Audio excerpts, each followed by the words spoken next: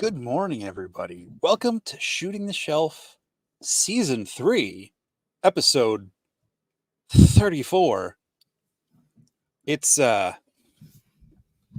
time to start talking about LegionsCon. I mean, it feels like we are always talking about LegionsCon, but, you know, it's officially a caveat in our conversation about what we're talking about with our guests for the next couple of months specifically. And by caveat, it means Curtis and I said, hey, we can probably talk about LegionsCon here. So, yep. I mean, I think that feels, I don't know if that's right. That's how it feels like in my brain. Yeah, I don't know. I don't know the word caveat. So I don't read a lot. No, bulletin point. I'm just kidding. Yeah, and 34 is my favorite number. So this should be a fun show.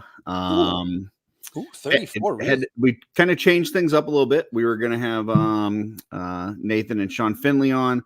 They were feeling a little under the weather this past week, so they decided to postpone. We're going to have them later on next month. And so we kind of decided that we were going to bring some folks along that we know pretty well, but we'll talk about that in a few minutes. First, we got some folks in the chat. You want to shout them out, Jesse? Oh, yes, do let's. All right. So we got the one and only Rob Zamora. I was trying to think of the other is Spooky Zorro. Rob Zamora, Dirk's Designs, which if you didn't catch last week's episode of Shooting the Shelf, you should go back and watch that after this and check out our fun interview with Dirk last week. That was last week, right? Mm-hmm. Dub Trace, what's up, William? Jose Torres, Tonya McCoy. Why can't I read things? Speaking of Nate, right there, King Castle Sieger, Van Johnson, Wholesome Warlock, the Jordan, Stacy Lynn, Eric Miller from EM Customs, Hank, just Shelve, whoever that loser is, Rick Emmert, Arthur Zoran, Recon Rage, Blake, what's up? Kevin McCoy, we got both the McCoys. Santos Rivera, I feel like he's watching because, I mean, he usually watches, but he's got someone to see on this show tonight. Brian Lynn of Carver Customs, so we got all three Lyns. Jeremy Govier, Paul Zach, Edgardo de Jesus, Joe Gonzalez. Something just fell on my foot. It's just a roll of tape. Joe Gonzalez coming off of Joe G Live, yes, appearing to you fresh off of the Latin Legions today. So okay, he's taking and the fresh off Live like on tour. Yeah, 240-hour work week this week, I think. Yeah, he's been working a lot of hours. So, hey, everybody, thanks for being here. And thanks to all of our members and super chats and all that jazz. We really appreciate you all being here and supporting us. And I'm glad you're here, whether you're live in the comments with us tonight or on the replay crew and in the comments there. So, or watching us later, but still alive because you can't watch if you're dead. I'm sorry. Well, yes. Yeah. I mean, we don't know. You might be able to. Yeah, there might be something going on in the afterlife that we don't know about. Yeah, I mean, if this is an option in the afterlife, you probably made some bad choices. We might get more viewers in the afterlife, actually. I don't know. We'll see. Maybe. We'll find out eventually. Beetlejuice? I think we might have another giveaway tonight. You think? I don't think we have that tonight. I think I've got something. You've got something tonight? Yeah, well, I think so. Let me go check to see if I got it. I'll be right back. Talk amongst yourselves. Well, maybe this is a time. Well, no, I don't know. We're going to debut a new segment on the show, maybe, and we'll see if it works. Came up during the customizing studio today.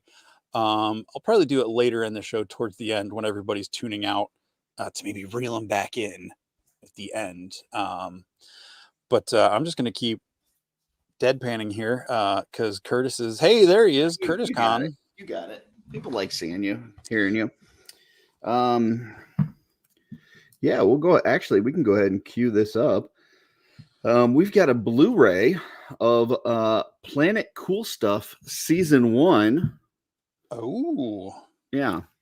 It says on the back here, video games, toys, movies, comics, music, cartoons, and more. Yeah, a lot of stuff going on in here. I think some of our friends might be in this as well.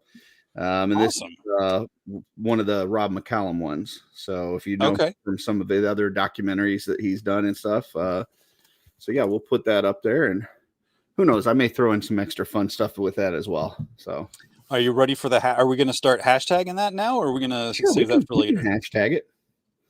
All right. So just because I heard half of the words you said, stuff the planet. There you go. Is your yeah. So put in that hashtag, and you can win this DVD as well as whatever fun stuff I decide to throw in that box. Now that could be a Blu-ray, I believe you said. Yeah, Blu-ray DVD. What did I say? Yeah. Cassette track, eight track. Okay. Record. That's cool. I was at work today, so my brain's a little scrambled. Yeah, go ahead, start hitting that hashtag, stuff the planet. I'm not going to pull the giveaway tool up now because you can see the hashtag right there. I copied it and pasted from there. So there you go. Yeah. Betamax, the guy from Big Hero 6.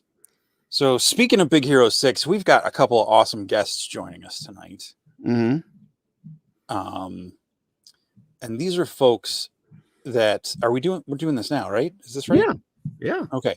We're doing tables 9 and 10, which is Curtis's table 9, Jesse's table 10, and by our tables we mean we're the ones that got the email or whatever, but it is our tables jointly shared with these folks. Mm-hmm. So Curtis, who do we have joining us tonight? Well, I may take one of them to bed tonight. Just saying. Whoa. So without further ado, bring on the first one, which is my wife, Darla Akerman. Woo! I'm clapping. I didn't say do a warm digital applause, but do it. Do that. Do the noise. Also, at my table, Tonya McCoy. Yay! Tonya. Hi, Tonya. Hey, Darla. And real quick, folks, before Curtis brings on the next two guests, I want to say, go over to the Legions Ladies on YouTube and Instagram page. Do all the follows, do all the likes, do everything you can support them because they are doing awesome stuff. And more, better, more, bigger, better. Yeah. Plus, they're really close to 500 subscribers, and once they get there, they can do like super chats. That means more giveaways and things like that within the Legions community. So, jump on that train. If you haven't subscribed already, what are you doing? Come on. You like this stuff. Let's subscribe. Let's go. That's right. Space things. Yeah. If you like space things, subscribe. Space things. Yeah. Especially this week. So Jesse, that's my table. That's table 9. Right. What you got going on? So you got 3 folks at table 9 under the Art by Ackerman and Aslan's Creations tags, and joining me over on the Just Shelve It table are 2 other fellows that are now part of the Wolf King fan club, not fan club, community, family. Family. Group? Thank you. There you go. Brian C, aka CB Make, and Mark Rivera, aka Mark Star Media. Welcome, guys. Hey. Finally got Mark on the show. Yeah. Why don't we do this? I know we had talked about this beforehand, but why don't we do this? That way the top row is table 10 and bottom row is table 9. How about that? Woo! Okay. Yeah. So if you guys come to see table 9 and 10 at LegionsCon, these are all the faces that you're going to see. Jesse and I are not really going to show or talk too much about what we're bringing.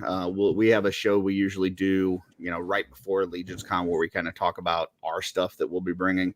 But we really want to highlight these other 4 folks and the stuff that they're going to be bringing to the convention. And just talk about awesome stuff leading up to LegionsCon.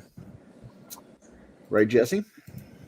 That's right. And Stuff the Planet is now scrolling across the bottom, so it's not taking up as much screen space. And we can see all of our guests' lovely facades. Beautiful. So next we're going to go into a little thing we call shelf selections. If you're joining us for the first time, that is something where Jesse and I go out and we look for photos that we see throughout the week that inspire us. It used to be 4 photos. Now it's just whatever we find. Within reason. So we're going to go through that. Jesse and I will talk about it. We'll open it up to the group. I'm probably not just going to hit every single person because I don't want you guys make you guys talk about every single picture if you don't have anything to say, but we'll open it up to you guys if you do. And we'll go from there. So here we go. First one this week is one of my selections. And this is Seb's Figs on Instagram.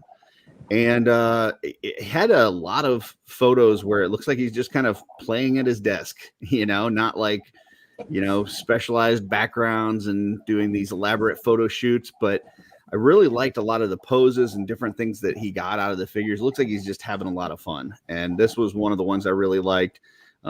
Superman is really laying into Lobo there with the heat vision. And I just thought this was really cool.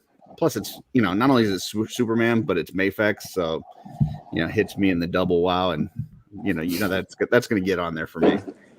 In the where? Double wow.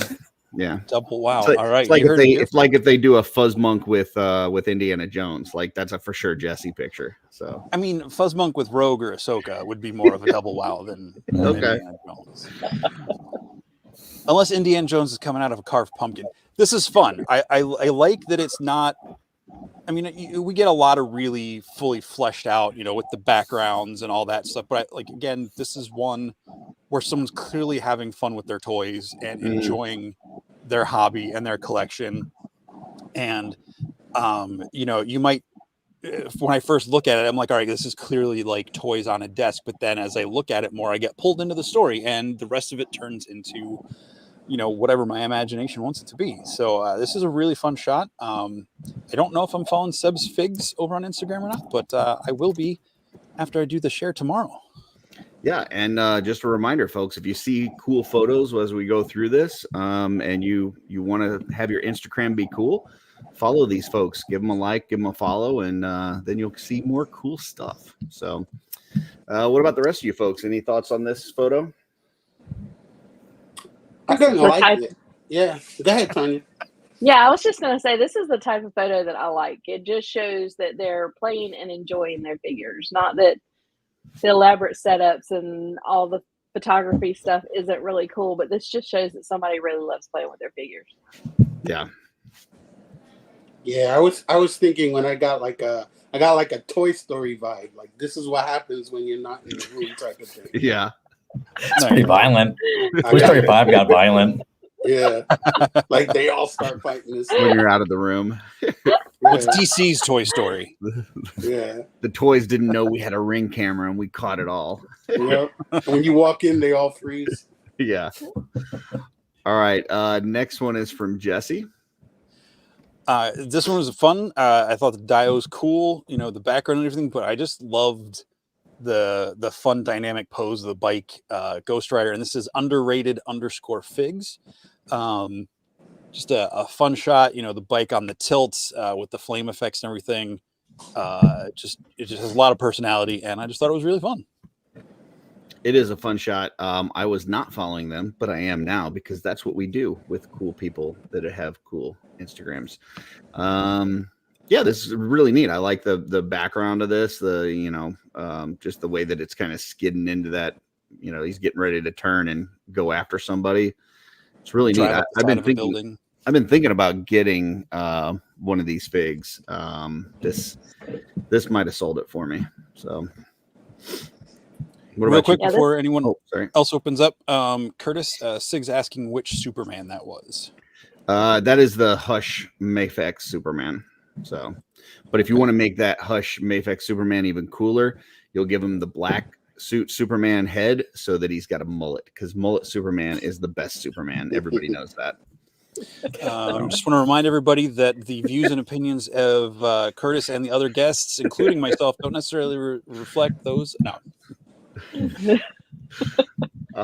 Any other thoughts on this one, guys?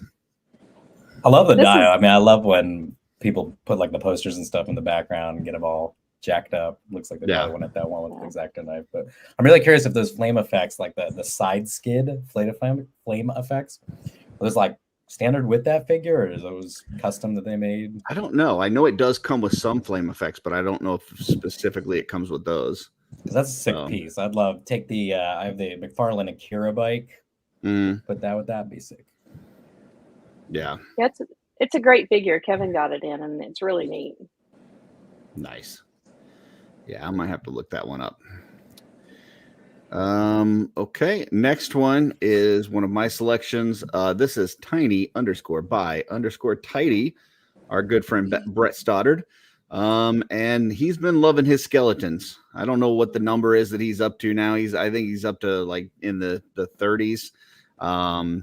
But he's got a lot of them, and here he's just got a few of them, a couple shackled, and they're kind of mopey, if I'm being honest. Yeah, they're very sad.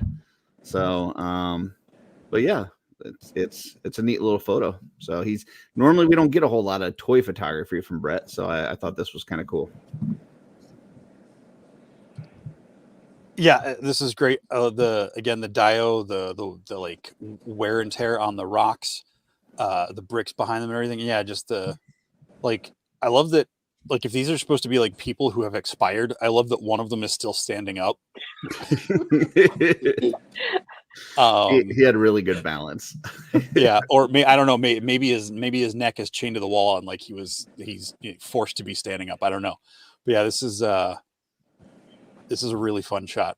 Kevin said on that toy page. Last figure that the effects were custom effects. So there you go. I pulled the base figure up and it didn't look like the same ones. So thank you. And Van's very happy to see us talking about Brett Stoddard's photography. So I mean, somebody has to. Yeah, for sure.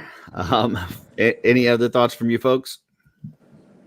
I will say that these skeletons, they are the most fun to play with. I have had more fun just posing those stinking skeletons. That they're just so much fun.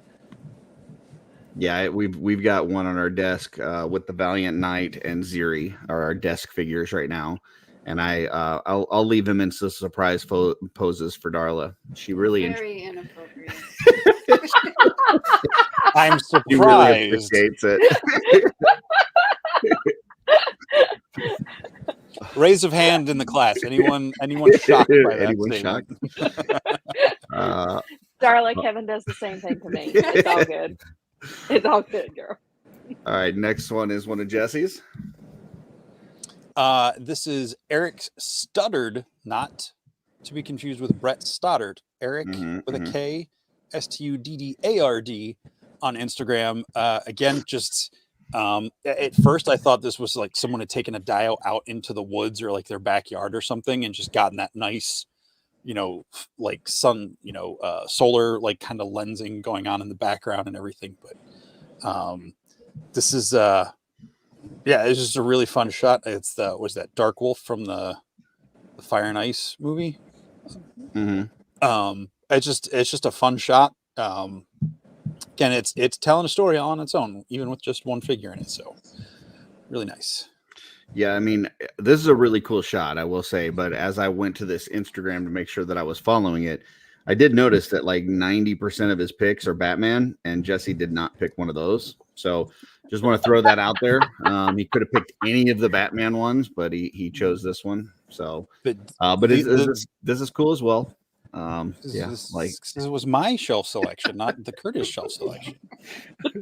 I like it. I like the background. I like that he took it out in nature. So you got this Dio with kind of the moss and all that kind of stuff, but then you've got realistic nature behind it. Or you don't think it is? You think? I was going to say, I must have not finished that thought. I thought at first it was out in nature. I don't think it is. I think it's all like Dio pieces and what do they call that? The Digirama, like a screen or something in the background, or could be wrong. Yeah, but I don't see anything in the, like he didn't say on the post, so he may say in the comments. But yeah, I just assumed just from the background, but maybe it is like an LCD screen or some sort of wallpaper or something. So, any other thoughts on this one, folks? I love that figure. I mean, I just got the Tila in, and I can't wait for the Viking one that's coming out. It's a Mm. great figure. And that picture just like really makes it, stand out. That shininess on it, I like it. Yeah. Yeah, it's nice. I'm a big fan when Very- people in their dios use these little, like they find the little plants and things, and the placement Yeah. of everything's great. And I think this first tree, the one in the foreground, is probably a dio, probably foam or something.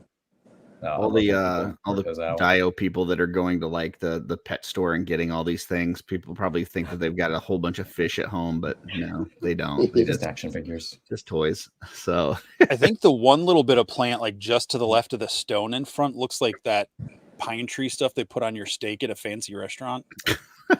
I forget what that's called. I'm sure that's garnish. what that is. It's just garnish. Yeah.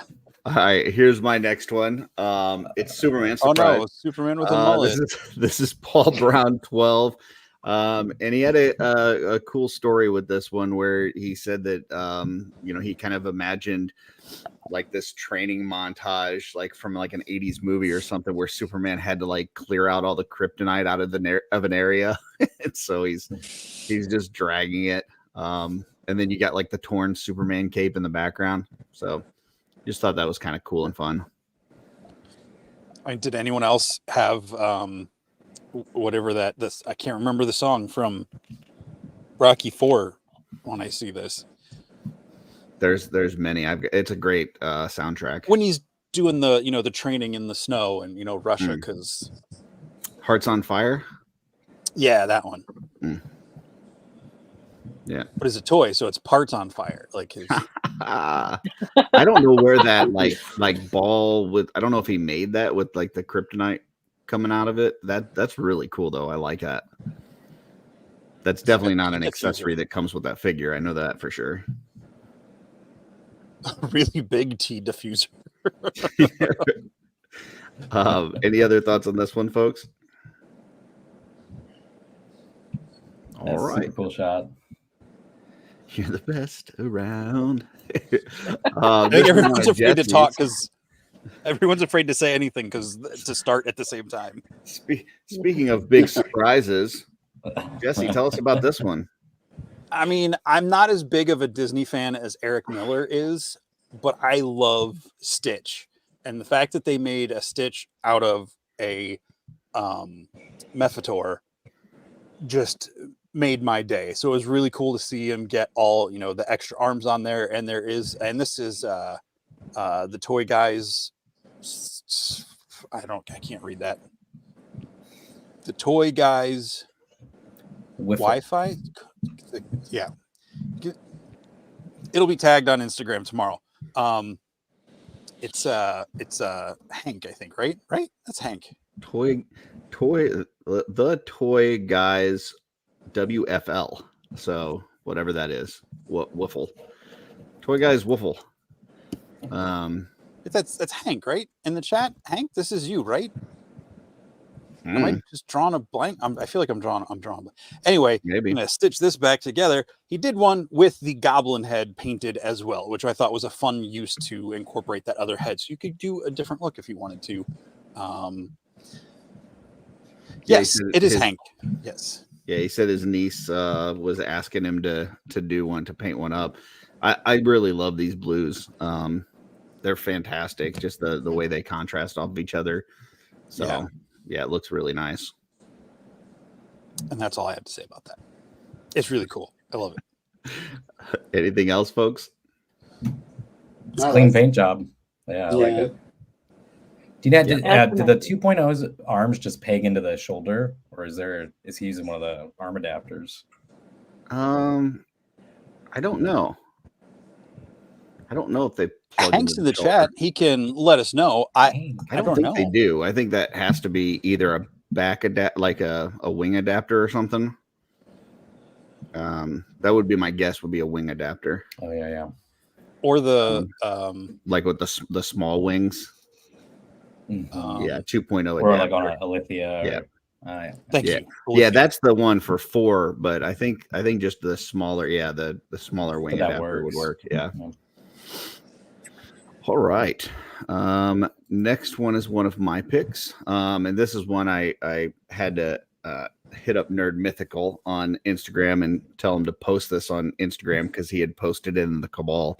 And I just think this is an amazing pop and swap. I mean, listen, if you like cool pop and swaps with Legions figures, check out this Instagram because he does a ton of them. But this one I thought was super badass. Like, I want to see a movie just about this guy. Like, he just, I don't know. He looks like a badass, like space bounty hunter kind of thing. And I just want to see like a whole series about this character. It's just super cool looking. I may have to put one of these together. I mean, it's using Xylernian, or not Xylernian. It is Xylernian, but Silverhorn Sentry parts and mixed with Novian Lean, which is one of the best cosmics out so far. But yeah, it looks really cool. This wasn't this a contender in the pop and swap contest this year? I'm not sure. I think it was something similar. I don't think it was this exact one, but I think it was similar. Well, it's awesome. Nice job. I love it. Yeah, because he's done a bunch with those parts, but yeah, this is a newer one. So I was looking to see what the fur was from. I don't know if I don't know which figure that's from, but anyway, Altor? It's possible. Yeah. Any thoughts on this one, folks? Yeah, first thing I thought was Bounty Hunter when I saw this figure. It was really amazing how he fitted all of that together. And I agree that helmet is a perfect fit for this. Yeah. Love that he figured out how to use the Novian Lean collar thing. I feel like I have 3 of those sitting around and I haven't figured out what to do with them. So that he got a head in there. It looks sick. I'm like, yeah. Props. Yeah. I like the whole background, the way it all fits together like that. It looks like a nice, like a movie poster or comic book cover or something like that. The way it's like it fits all together like that. It's an awesome picture. Yeah. Yeah, and this is just one of those cosmic inserts that they put in there with the neat march art. Like, it's really neat that they put those in those boxes. And Jesse, you were right. This is one of the ones that he did for the pop and swap contest. So I guess just seeing it again, kind of on its own, it took me. But yeah, I love this. Yeah, it's a great one. Next one is Jesse's. So this is Lawless_Studios on, of course, Instagram. I just saw this one. They do a lot of great work, but there's something about this one just jumped out at me. It feels, like I don't know. It feels like an epic slice of a scene where a hero is either going up into a mountain to fight some sort of evil, or is like coming out after some sort of like training sequence, or 80s heroic training montage or something, to like come down the stairs to go face the adversary. I don't know. It just feels really epic. I love it. I love the little the green, I don't know if that's bamboo or just some sort of like vinage going up on the left side there, but just the detail on the rock, like they look like real rocks. Like this is, I think, some like next level sculpting on this diorama. So kudos to that. This is super cool. Like I'm amazed by this. Like the fact that people can just turn foam and stuff into this kind of thing just blows my mind. The thought process and creativity that you have to have. Like, I mean, it's one thing to, swap parts on an action figure or put some paint to it and stuff, but just like creating something out of nothing is impressive. And yeah, this looks amazing. I love it. Any other thoughts, guys? Yeah, that's super. I mean, there's a really cool atmosphere just to that. I mean, that's just a little piece, but I mean, I don't know how big, I guess his hand is the scale there, but yeah, just a lot of atmosphere to that. Super cool. Imagine that one in a fish tank. Yeah. Yeah. Does the fish have to have a mullet after the 80s trauma, montage? Yeah. Well, just imagine Nerdy Mythical's cosmic custom from the previous photo. Like, dude, yeah, heck yeah, that would be great. Take those two and combine them. Yeah. Throwing his arm up because he just like took out a predator or something. Oh, sorry, I got to interrupt us real quick because this gentleman just joined the chat. So. Hey, Joey! Hey, Javaria!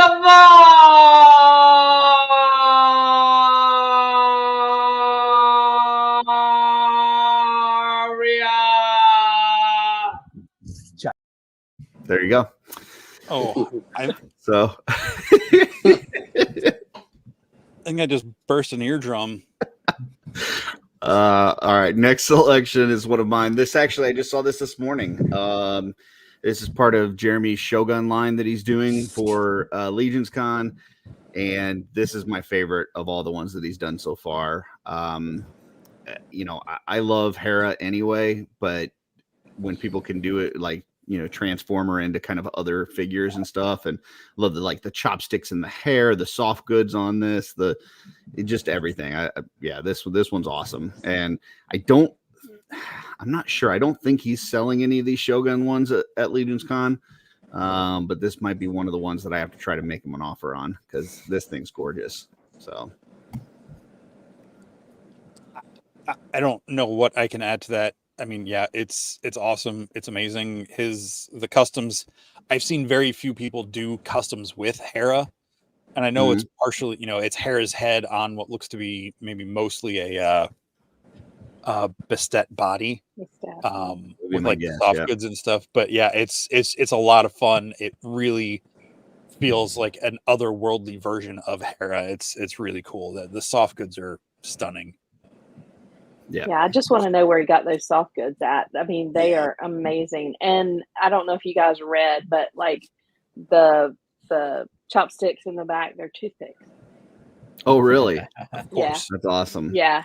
I mean, he did some sculpting and stuff on this one, and you know, really, there's a lot that he, you know, customized on this one, as well as those custom soft goods that are freaking amazing.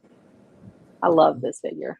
I love that at the end of his post on there, he said, disclaimer, this project is 100% meant to be fun, fan-created idea. This is in no way a tease of an actual upcoming release.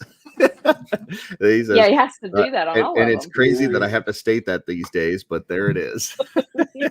So don't get your hopes up. This is not a figure coming up. I think the soft goods came from the Mothra's, like the little twins from the Mothra movies. I have no idea what the heck you're talking about. I can see that. Oh, there it is. Come on. I mean, I'm being completely joking, but okay. There's in the Mothra movies, there's two little tiny little kind of like elf fairy characters, like little that live in a box.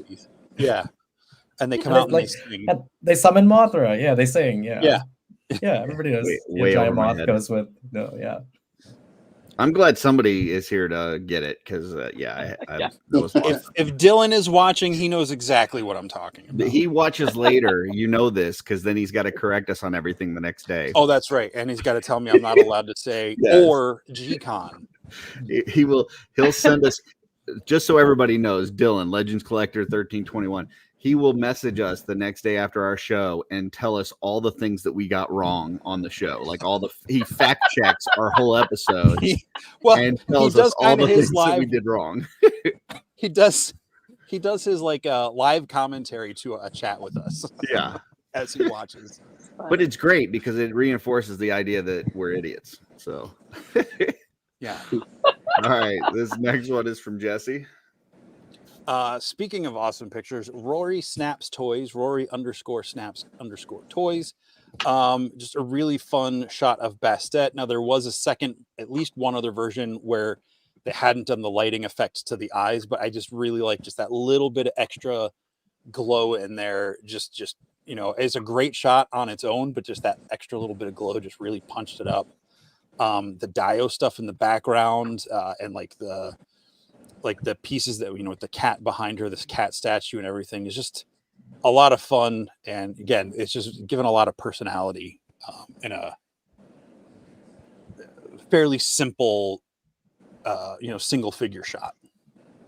Yeah, just looking at this photo when you sent it to me, I didn't notice. Like, I mean, I saw the eyes, but I didn't realize that he had added like an effect to it. It just looked really cool.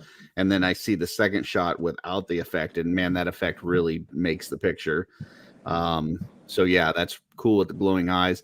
Love the background, just like you said. It looks just like a natural setting there. And then the use of all the things that come with it, which, I just think that's cool, whether it's, figure obscure, or there's stuff that we're getting in like the new Cosmic pre-order, like all the different accessories and things that they're giving us nowadays, the clock from the Red Death and things like that. Like just having these like accessories that you can throw in photos is really cool. So anybody else? Going once, going twice. Come on, Tonya, you're ready. It's an amazing figure, and I agree. I think all the things that they are giving us with, especially the figure obscuras, I think that all the extra accessories that we're getting with them to add to photos and to add to, dios and to make the on shelf presence of those actually just stand out. I think it's amazing. Now, I will agree, those eyes, when making those eyes glow, that's next level. I mean, it looks amazing. And I love the body sculpt of this. I think it's fantastic. I like the bare arms. I love the bare legs, and I just think it's a great figure. This may be blasphemy, but I may go back and paint the eyes on my figure just after seeing this. Like, I may try to brighten it up and may do like a glow effect on it, because this does look really cool. So, it looks really I think good, I have a second head. Curtis, I'll give you the second head so you don't have to sacrifice your original one. Well, I mean, it comes with what, 3 different face plates or something, 3 or 4 different ones. So I could just try it on one of them. But I mean, 2 of them don't take the back of the headdress. The other 2 do. Gotcha. Right. So, all right. And last one for the day.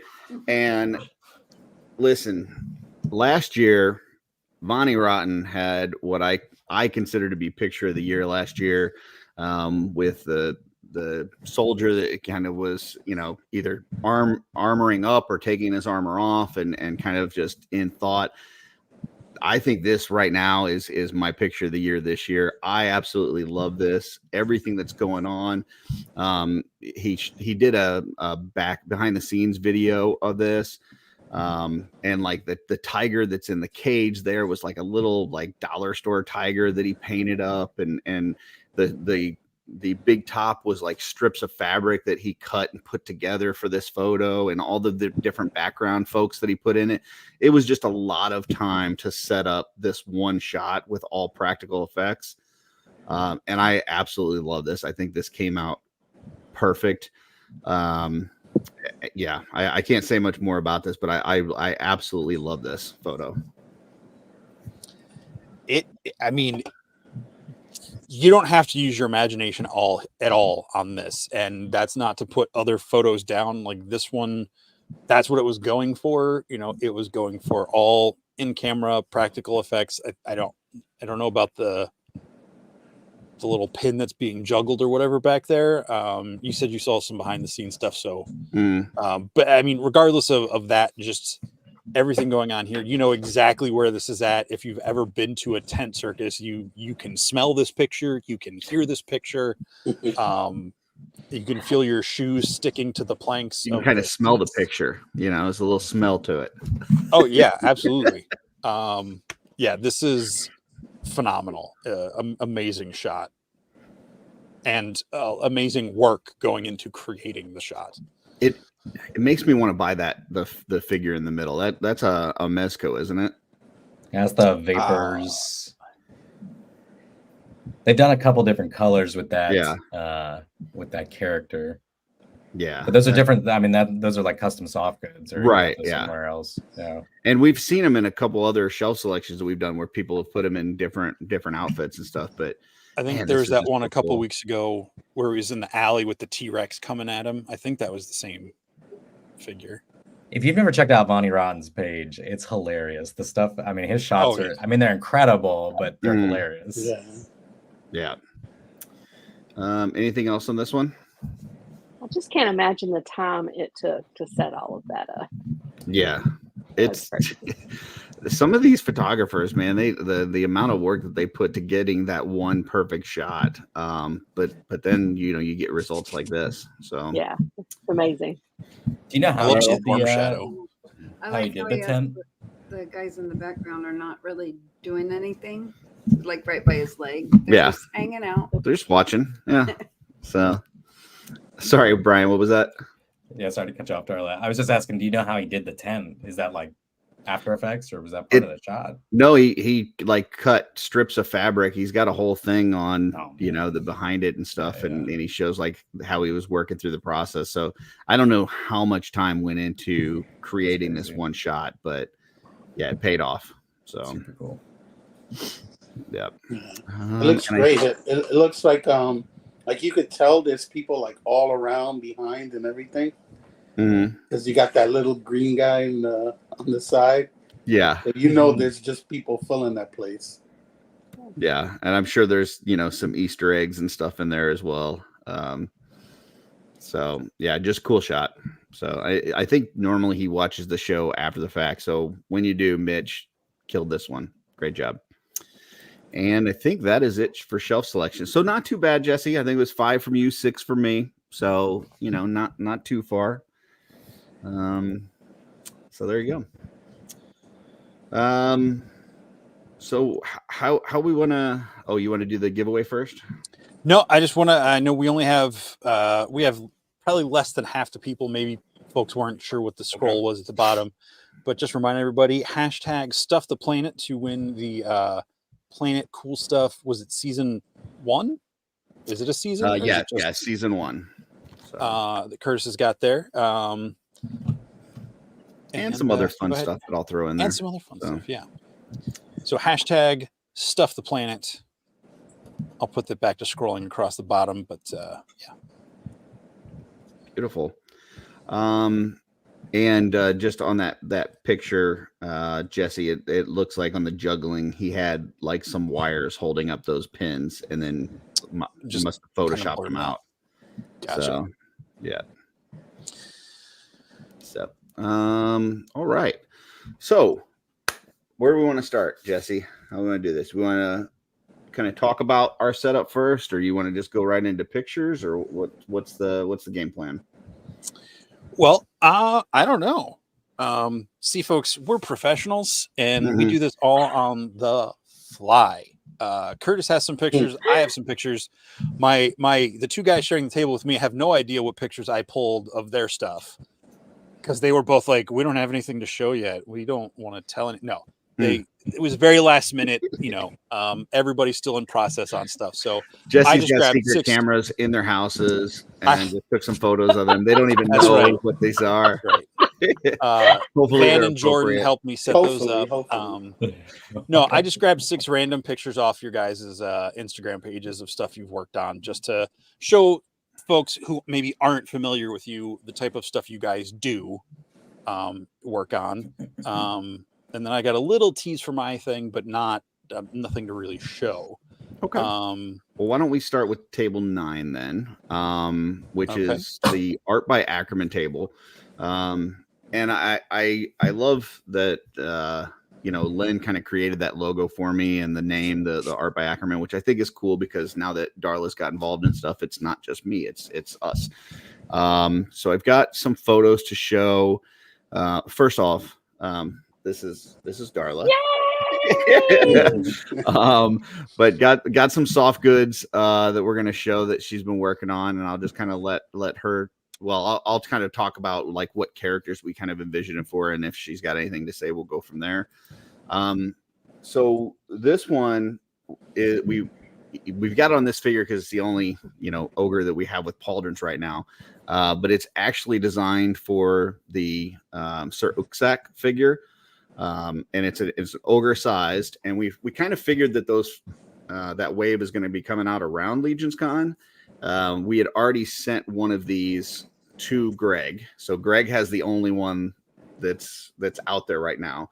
But we will have these at LegionsCon, and then we also have the next one, which is for Beardac, because those two are kind of hand in hand, and that one's from the All-Stars wave. But so they're two colored. This one is purple and gold. The other one is what would you say, kind of a burgundy and black.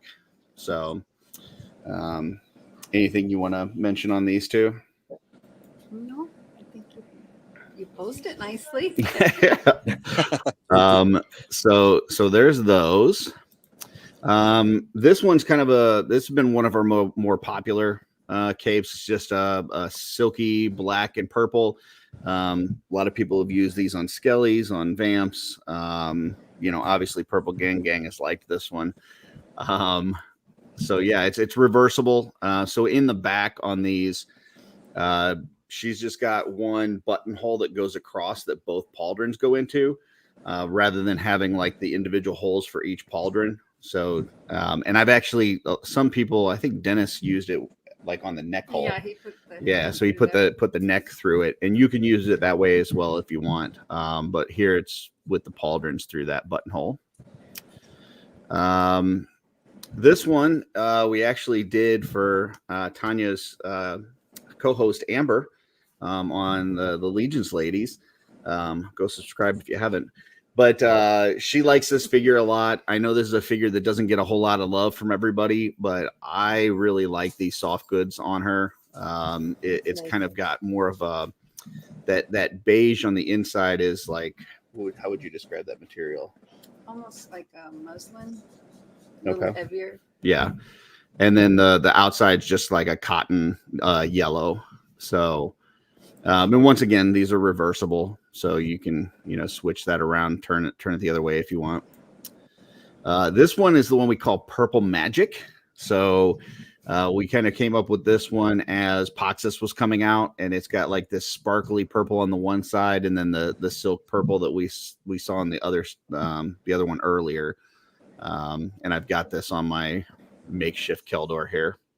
I switched it up so Patrick wouldn't be mad at me. It's not, identical to the Forestman one. That needs to go on a cosmic figure, because that looks like something from like Gamora or some of those characters that wear those that get these different like kind of cosmic type capes, and it looks like the galaxy in the background. Yeah, right. That's awesome. Sorry. No, you're fine. And then we started doing some like half capes, we're calling them, because at first we called them dwarf capes, but you can use them on full-size figures. You can use them on goblins or dwarves or whatever. So yeah, that's what this one is. It's this black Flannel. Yeah, black flannel. A little soft, so like a Jedi robe kind of. Yeah, soft material. And all of these are wired all the way around, so on the outside and on the bottom. This is a new one, and I think you like this one. You want to tell us what we got on this one? Cool. That's just cotton, green and brown, and then I tied a knot out of like I guess it's leather, I don't know, and just sewed that onto the front so it looks like a clasp. That one is sewn together. You put it on the neck, but it does have a hood. Yeah, this one has a hood, so I don't think you can reverse that because the hood wouldn't. Yeah, no. So this one wouldn't be reversible, but yeah, it's really nice. I already told her that I'm keeping this one because I love it on Thistlethorn. So she has to make another one to take over the one that I'm stealing. And Jesse wants one as well. And then this is another hooded one that we did. This is just using that flannel material. It's a brown flannel back, on both sides. And yeah, I don't know. It works really nice. I know that we've got with the what is the Rising Suns wave? We've got the Justin tribute head coming, and so thought maybe some kind of hooded half capes with the like a little bit more warmer material would be good for people kind of making those if they want to make their own Justin tribute figure. And then this is just a brown and green silky that we put on the Bardrick here. And I think this is the last one. Ooh. And this is like a sparkly gold. And then it's got the red on the other side. So you can, once again, reverse this. This will work with most anybody in the Leodicius faction. It looks good on a lot of different characters. So I think that's it. Any thoughts on any of those, or anything else that you're making that we didn't get to show? No, I just finished a purple project for someone who likes purple. So I'm going to sew some more capes and cloaks this week. So if there's any particular color that people really want, maybe message me. Okay. Maybe you can throw a few in there. We do have a project that we're doing with Stephen Bisciotti at LegionsCon, and I don't want to tell what it is yet because I don't know if he wants it out there yet. But basically, Darla did some soft goods for it, and he's doing some other parts, and it'll be kind of like a set that you can get together. But I think that'll be kind of neat. I think people would like that. So, check out Stephen Bisciotti's table, which is 2 down from us, and he'll have some of her soft goods there as well. So, real quick, I want to let people know I have one of your dwarf or half capes on a dwarf size figure, and it's freaking fantastic. Like it is. I like the idea. I need to try it on a taller figure because I like that kind of half cloak, for like someone more efficient, maybe not as elaborate in the military or something, but on this little badger guy I put together, it's a lot of fun. And that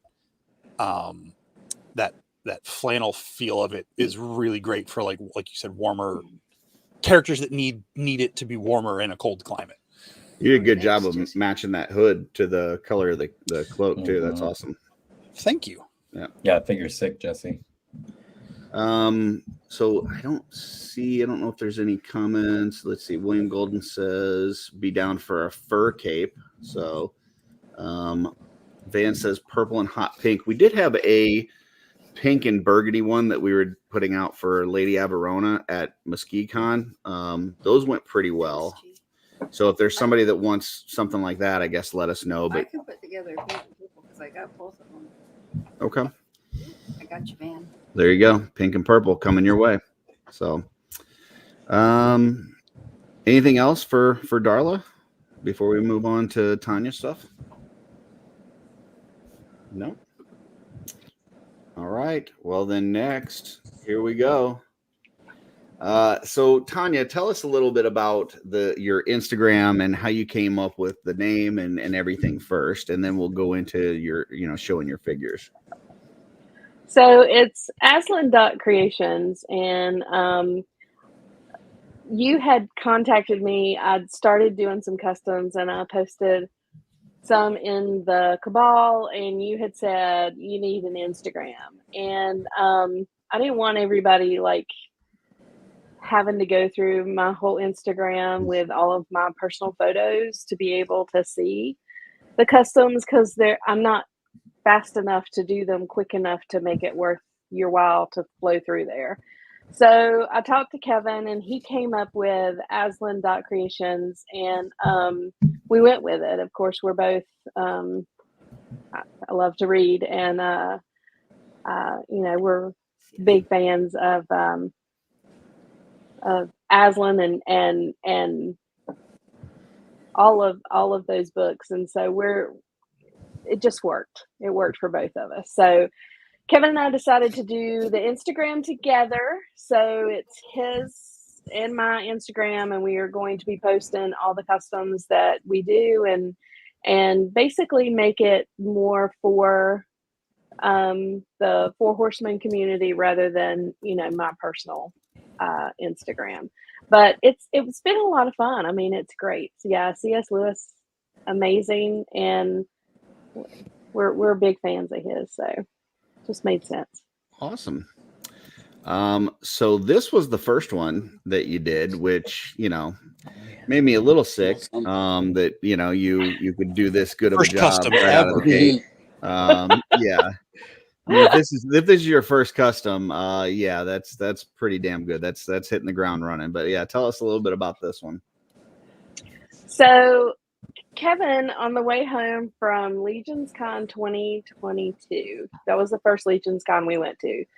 And Kevin, on the way home, we saw the Krotos, and he said, "Do you know that Krotos would make an amazing Ramses?" And Ramses is the UNC mascot. And I was like, he really would. So that got me to thinking of we live in North Carolina. 4 amazing schools in North Carolina is called Tobacco Road. So you have Wake Forest, North Carolina, University of North Carolina State, and Duke University. And big college football, big college basketball, big schools in those sports. And so Tobacco Road is from back when I was a kid, and I have been an ACC fan, and I have pulled for and love my sports. So when Marley came out, and we could purchase him immediately, I looked at Marley and went, well, there is most of the Demon Deacon. And Kevin's like, it would be perfect. And so I was like, I'm going to need a head. And who knew that Steve Busciotti was going to create a head for me that was perfect for exactly what I wanted, and not what he was imagining it to be, but for me, it was perfect. So the Wake Forest Demon Deacon was born, and this is the first time that I've even thought about doing any type of customizing. But if you can imagine taking the ghostly blue and turning it into this, the only thing that's not painted on this is the feet. And I was able to purchase those separately because I didn't want to paint that boot. The translucent, Yeah, that translucent. So we got the feet in black, and everything else was taken apart and painstakingly painted. And I will say that I am very blessed. My son is a big sports person, loves sports. And so he has helped me with each and every one, making sure that the colors are right and making sure that it truly reflects, when you look at it, you see what it's supposed to be. So this is the Wake Forest Demon Deacon. And if you put a picture of the Demon Deacon beside it, you will see that it's close. Awesome. Yeah. A little behind the scenes, Wolf King Customs on this. So Steven had actually designed a Scrooge head the year before. And it was a Scrooge with a nightcap. And he showed it to Len, and Len was like, I can't put this on the site because nobody's going to have a body to put this on. Like, it doesn't make sense. It's not like there's nothing to put this on. So that was sitting out there for like a year. The file was created. It was there. It was just Scrooge with the nightcap. And then that figure dropped. When the Marley dropped, then they were like, and Len said, Steven, how hard would it be just to put a hat on that thing? And so that's kind of what happened there. So, and then it came out. But yeah, that thing was actually around for a year before the Marley figure dropped. We just didn't have a body to put it on. So, well, I will say that I grabbed that head as soon as I saw it. I'm like, well, there's my figure. So it's amazing. Awesome. And then here was the second one. So this one again took some kind of maneuvering. The body itself is the Templar, the white Templar with the black. The relic. Yeah, the relic Templar. And Darla's amazing cape. When I was doing this, I said, Darla, I need something royal blue and white. And my goodness, she came through. But the head itself, I looked and I looked and I looked and I looked and I looked and could not find anything that matched his head. And so Kevin had a Build-A-Figure head, and I put goblin ears on him, and we put the goatee part on him, and we did the horns, and that was our first foray into actually like cutting and gluing and green stuff. And I mean, that was everything that had to do with this figure. It was awesome. Yeah, it came out great. I love the blues. Yeah, like they're just so good. Yeah, it's beautiful. And white, I mean, Jesse and I have talked on this channel numerous times. Painting white is one of the most difficult things you can do because you just have to do so many layers to cover anything that's underneath of it. And then on top of that, just getting it to where you don't see like paint strokes and stuff. It's not the easiest thing to do. So you did a great job here. Yeah, white is hard, but I have learned that especially in these, white is my base coat, and white goes on everything before I start on any other color. And I'm odd that way because everybody else I know that does customs uses the grays and the black. But I guess because these have so much white and the colors are so vibrant and bright that I had to start with a white. The darker colors did not work. Awesome. So. And then this one. Oh my gosh, the biggest pain in my tuchus that I have done yet. The cool thing about this is like the head and bare arms, bare legs, bare feet, all of that. I mean, they were very, very, I did those in a day. The hat is from a G.I. Joe. Oh, Shipwreck. Yes. Yeah. That's awesome. We cut the hair off of that hat, and Kevin again attached it and then put the green stuff around it to kind of make it so you couldn't tell that it had been attached. But I redid that armor and stuff so many times that it doesn't look great. So I am probably going to redo that one before LegionsCon. I think it looks awesome, but I've totally had those projects that are just, by the time you're done with it, you're just like, I just am ready to be done with this thing and I don't even want to see it again. So we bought one of the ones in the recent sale that was just in a bag. It was loose, so it was $20. And so we got one of those, a brand new one of those. So I have the armor to do it again. So I may, if I don't get it done before LegionsCon, because I've got some other things that I'm in the process of doing, definitely going to redo this one after LegionsCon. It's to me, it's just not as good as the rest of them. And so I'm like, I don't want to show shoddy work. And this one to me is more not quite there. Okay. And then this one. Oh, I like that. Yeah, this is where it all started. So the horns were Dennis Derby had extra horns and sent those to me, and we just pulled the horns out of Krotos, and Kevin finagled these in, and it painted up beautifully. This is where it all started. This is Ramsey's.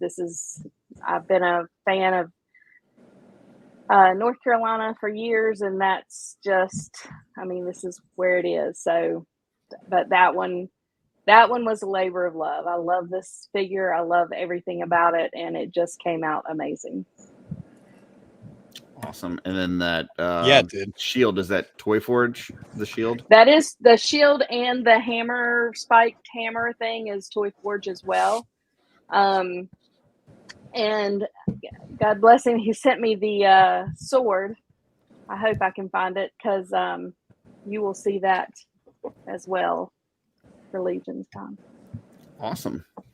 And then I did grab this photo that you've got with all of them together. That's cool. So the coolest part was after we got them together, you know, when you're I'm sorry, Dirk. I don't even know what the buckeye looks like. I'm so sorry. Kevin and I took, because the idea was that we wanted, you know, them to be the fellowship of the Tobacco Road, which they're all coming together to fight for the good. And so we ended up taking them all around to all the schools and to their big, the big thing that you see at the schools when you see photos of the schools. And so this is actually at Wake Forest, and we found a little area that looked like a road, and it looks like you've got, the trees behind it, and set them up there. And it was just, everything looked good. The ground looks like it could be, the right size. The trees in the background, the bushes look like they could be the right size. And so we set them all up and took a picture, and it just turned out fabulously. Yeah, I didn't grab all the different photos of, at the different places, but that was really cool seeing that.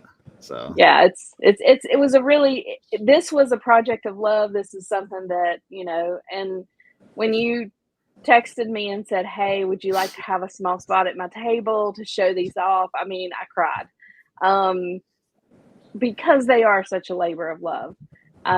These bring back so many memories as a kid. And so to me, this was amazing. Awesome. Yeah. I mean, I've loved seeing you in the studio on Sundays. It's been so fun this year, just seeing, very experienced customizers that have been doing it for years and people that are just getting their start. And so seeing these kind of, come to life has been really neat. And I wanted to make sure that people could see those at LegionsCon. So I'm glad that you took me up on the offer and that those are going to be there, because I think, it's just really cool for people to see, like, hey, this is somebody that just got into this and just started, and look how amazing these are, and you can do this too. So yeah. And I will say the customizing studio has been the best thing for me personally than I could even imagine, because when we were trying to create that Demon Deacon head, I mean the Blue Devil head, I went out and asked a lot of questions and got answers, and we, thought about it and tried to picture how we were going to put it together. And like, I would have never attempted that much customization on a head like that had it not been for the group in the customizing studio. And then, to put the hat on and change the horns again, all of that is via the customizing studio. The actual creating something from nothing, from all different parts into something that is recognizable. I could not have asked for a better group and a better place to go get that done. Awesome.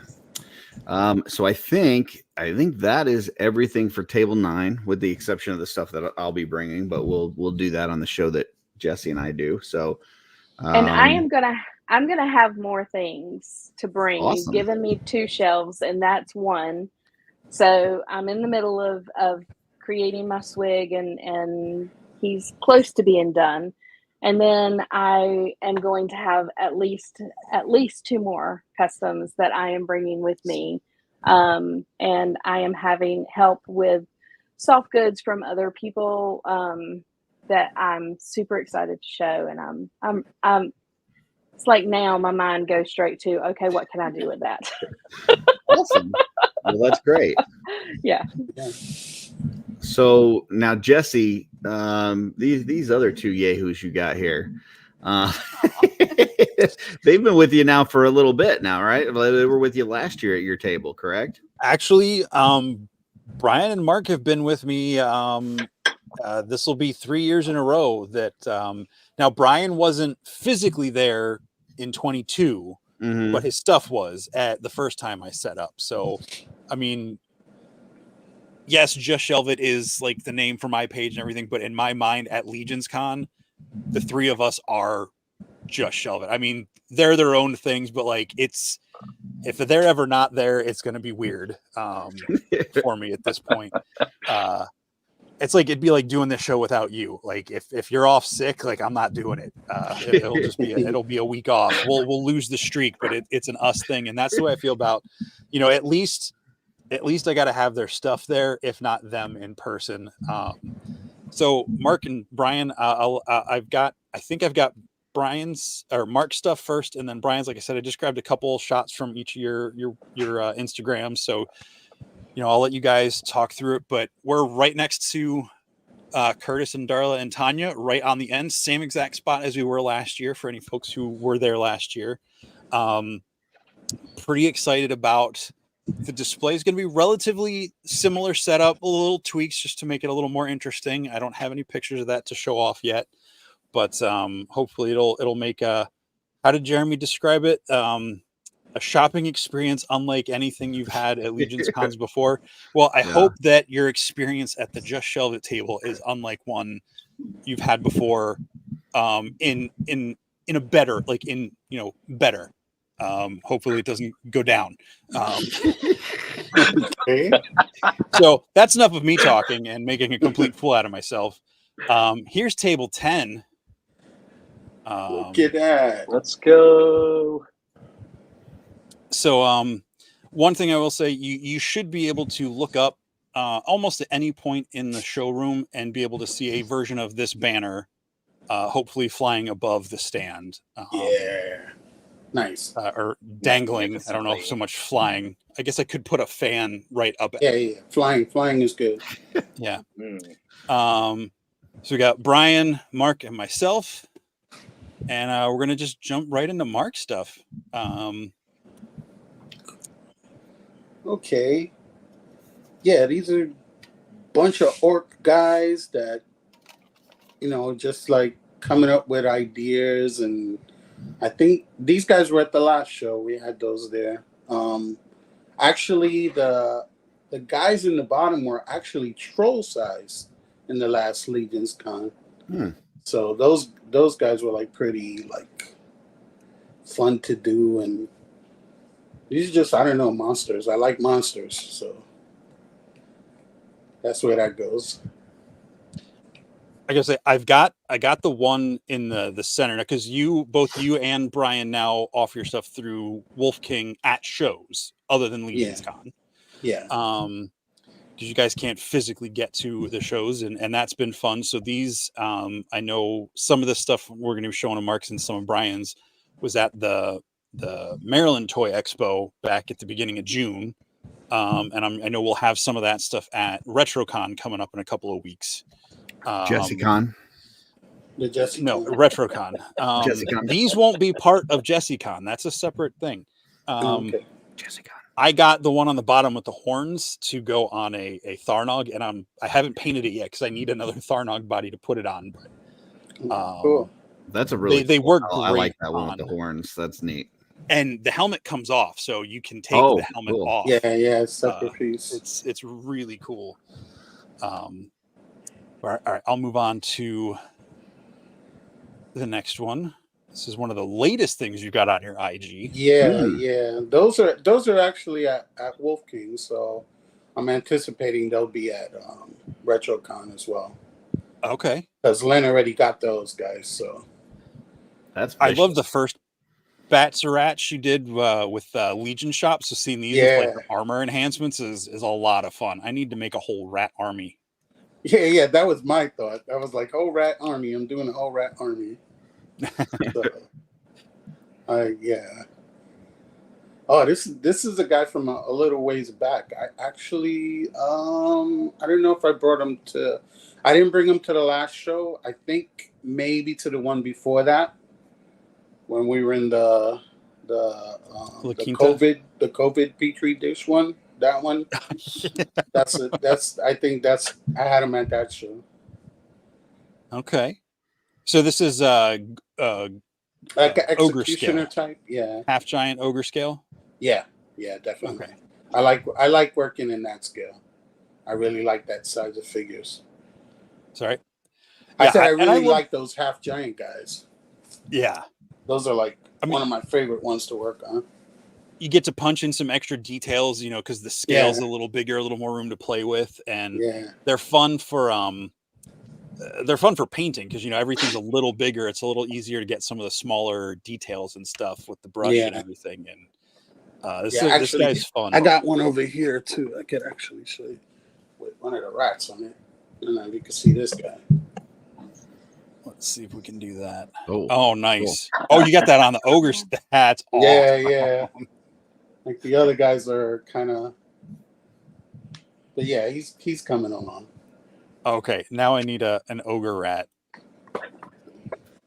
Yeah, I didn't send any of those to Len, but I may have to.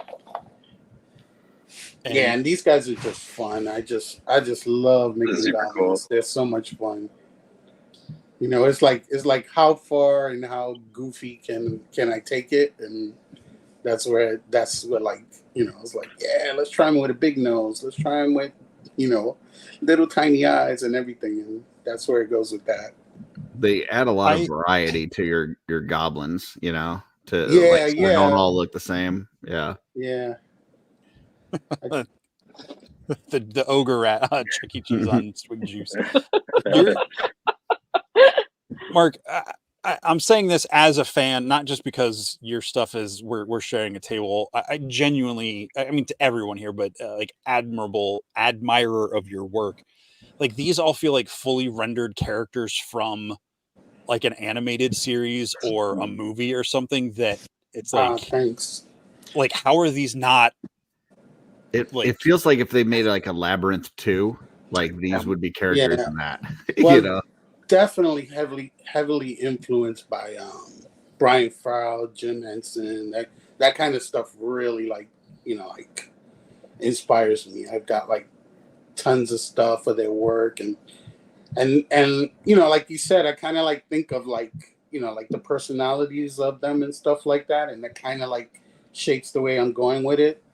So if I think like I would say like the top guys are like, one is like more of a smart guy, and the other guy is kind of like, you know, like he's kind of like the oh really type. You know, it's like he's real suspicious and stuff. And when I'm doing them, that's how I'm thinking about it. So it's like, yeah, what's this guy like? Kind of where he's coming from, type of thing.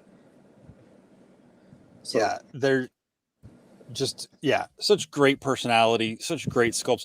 And I've painted several of these and a bunch of other things that you've done, because every now and then you just send me a box of stuff and like, here, have fun.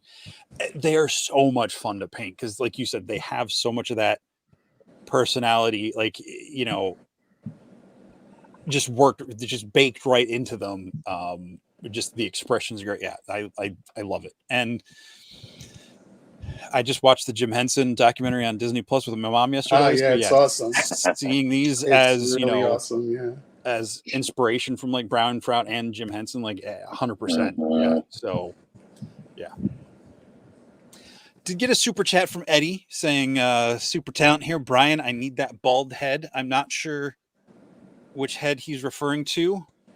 So we haven't gotten Brian stuff yet, but no. But I think he's telling you need to be bald, Brian. There you go. That's what I was getting out of it. Yeah. Maybe he meant one of these.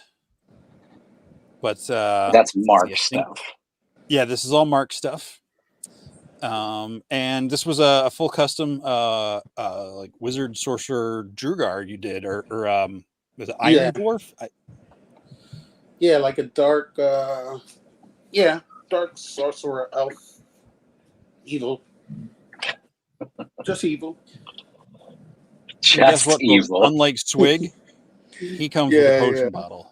Oh, wow. Yeah. Now, again, these are just showing off things Mark has worked on, not necessarily saying these will be at the table.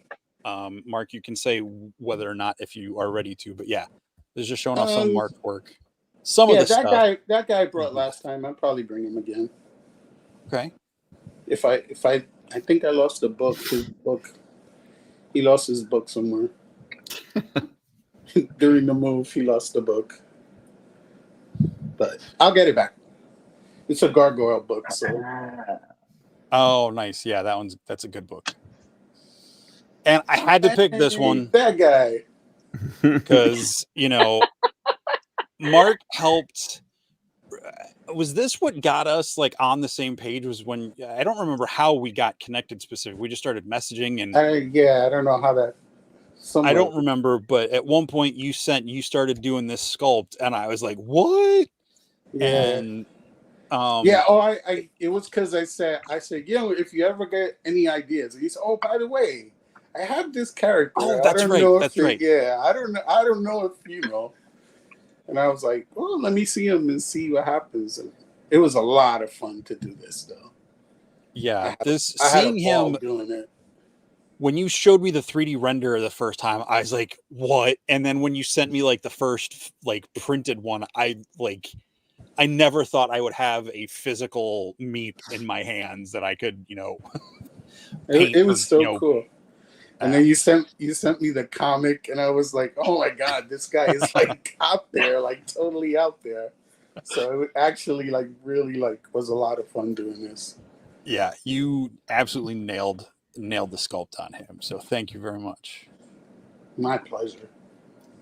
So I guess we'll move on to Brian's stuff. But real quick, Mark, is there anything you can tease? Anything else you want to say about your stuff that you'll have at the table? In November. I got these guys. I think you've seen a picture of these guys. These guys will probably be at the table. Can you catch those? Oh, nice. Oh, cool. Oh, are they 1.0 size? Yeah. Yeah. Oh, they're fun. I think I sent you like a drawing of these guys or something when I first started working on those. So. Yeah, and then a bunch of stuff. I mean, really, I've been like kind of like clearing out the slate so to get ready to jump into all like, Legion stuff for, So like I've been working on all kinds of other things and trying to get all that done so I could just like be like, all right, now it's, LegionsCon time. So, are you gonna have mostly? Oh, go ahead, Brian. Mark, have you ever seen the movie Troll Hunter? Yes. Oh my goodness, man! I was just like, those heads you just showed up. I'm yeah. Total Troll Hunter vibes. The Cool. creature effects in that movie, they're so cool. That's a great movie. It looks like, it is. Awesome. So you're gonna have mostly unpainted stuff at the table? I'm gonna try to bring a couple of painted, some customs this year, more than last year. Last year I had mostly unpainted stuff, but okay. I'm gonna try to bring a couple of things. Definitely bringing swigs. Got to bring a swig. Okay, for sure. Nice. So, nice. But yeah, hopefully have a couple of things to bring that are like fully painted. So. Oh, sorry, Curtis. I didn't touch pull anything. That up? I did not. I must have double tapped my mouse. Alberto, love the asterisk and obelisk feel to those head sculpts. And I cool. Totally agree. Yeah. All right. Well, moving on to Brian. Put you. Let's do that. Wait, I'm so intrigued. What did you grab here? So again, I tried to screen. I think this is fun because you guys don't know what the heck he grabbed. We don't. But I will say this right now. I've not seen these slides. If he doesn't have the crab in there, there's something wrong, because to me that's sculpt of the year right now. Like that. Did you not? That is crab. It's in there. Yeah, that is There's like literally so freaking good, and just like I don't even know how you thought of that, but dude, I was sleep deprived. I had gotten like 2 hours of sleep, and I was like, I have all these skeleton parts, and I need something to absorb them. Yeah, a crab will do it. Well, there you go. Well, he's in here. I don't remember which one, but he's definitely in here. So, Brian, anything you want to say, set up before? I mean, about your stuff at the table before we get into whatever random pictures I grabbed. I don't know. I'll have unpainted sculpts, stuff that I posted on Instagram and the Caboodle and stuff like that. I'll have, I don't know, I'm creeping up on close to 40 full customs that I should have. Wow. Some for display or sale. No, I'm selling everything. Well, that's not true. Not everything I'm bringing. There'll be a couple like, don't touch it, that one's mine. But mostly, you guys custom. When you make it. Have you ever seen the meme where it's Bilbo Baggins and he's like, after all, should I keep it? Yeah. Yep. Yeah. I made it. Shouldn't I keep it? Yeah, that's what it feels like sometimes. I mean, everything's for sale for the right price. So. Well, there's that. All right. Yeah, well, so let's surprise you with. Okay. So both of you guys, a little bit kind of last year, but a little bit more than last year. Similar thing. We'll have a fun setup. Yeah. All right, cool. And similar with Brian, we just kind of started talking in messages. I think I got to know both of you technically through Legion Shop, just like I got to know Curtis and a bunch of other folks, we all kind of came into Legion Shop around the same time. And first thing I started painting Brian's whale and axolotl heads. For them. So it was just fun, and they were like, hey, if you have any space, or it was great to get you guys at that first show. So I was really glad to have you both. I mean, Mark was at the 22 show, but you were both like stationed at the table with me like all year last year, and that was really that was fun. Yeah. Just remember, folks, is it Brian or one of you? Not to make this isn't to make jokes. Is it Mark that's got the peanut allergy? Mark. Okay, Yeah, Mark. Yeah. Brian, maybe it was me. One of us popped open like a thing of peanuts. Yeah. That's right. No, I had a thing of almonds. And then Mark was like he was like trying to get out from behind the table. And he was trying to be like nice, like no, thanks, oh, that'll kill me. I was like, literally, guys. He's like, I can't be near that. I'm writing a book called How to Lose Friends and Alienate People. Yeah, right. Just like that. How to get a table by myself. Get it with the allergies. All right, so Jordan says that crab is so dope. Maryland went crazy for it. So yeah, I heard that Maryland Toy Show. They were pretty happy with that thing. I wasn't going to sell my customs that I did. I did a blue and a red one, and they both. So people wanted to buy the one you sent for Len to keep on display. I'm like, that one's not for sale. And they're like, come on, how much? I'm like, it's not mine. The guy who made it's not here. We can't sell it. I would have sold it. Did you, Jesse? Didn't you do one?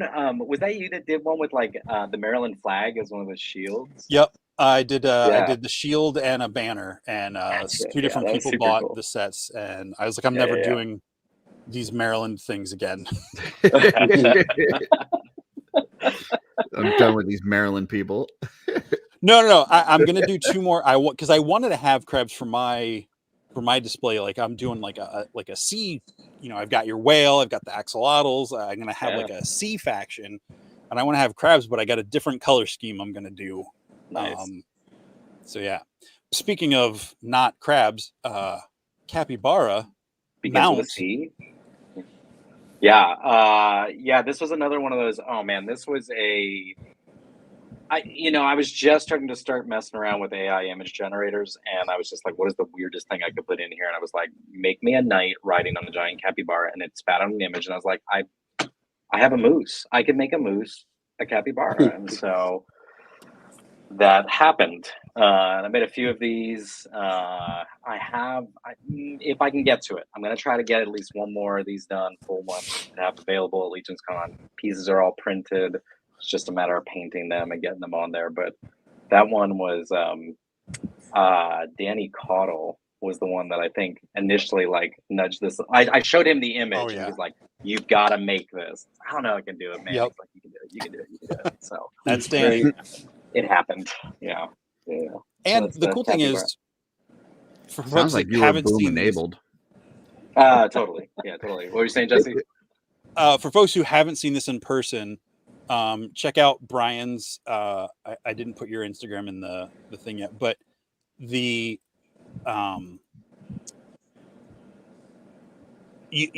took it off at the knee joint, or like the second to last joint on the alder legs, and you made capybara feet for it. So it's actually a squatter. Yeah, he's a little short figure, and it looks it's awesome. And then it's a custom head and custom neck, so you just replace both. You use the joint for between the alder neck and head.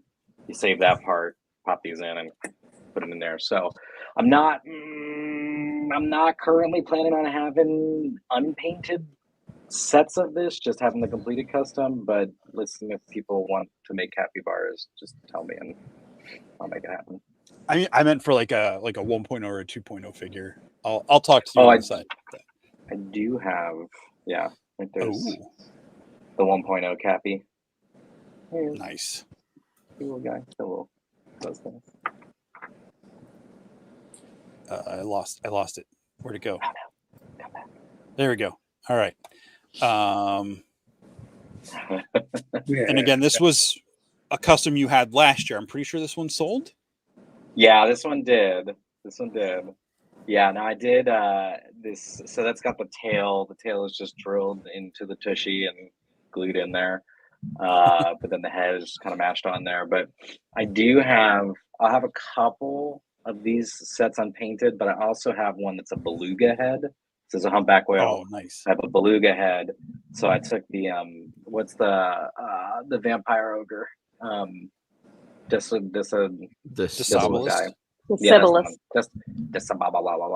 Yeah, so I made baby beluga. That's it. Baby beluga is Awesome. jacked. So I got him. He's got a big executioner as axe. So baby beluga will be on sale. Okay. What feet are those? Those are I think it's Action Figure Fusion. Their Patreon. Okay. I think those may have been a 1.0 feet that I just blew up. Gotcha. Very cool. Next up, I know you've been going really hard on the red jet color scheme. There it is. Yeah, those are cool. That's awesome. Real quick on this. Sorry to kind of derail this, but you like Jesse said, you've been painting a lot of stuff up in this color. Can you just kind of talk for people, watching, like what your method of painting this color is, like how you do it? Yeah. So honestly, Joe is it Vasapolo? Is that his last name? Mm-hmm. Yeah. Honestly, I just looked up when you guys had him on the show, and he explained how he did the paint master for this, and so I just copied what he did. It's the Tamiya. It's right here. Tamiya Clear red. Lid.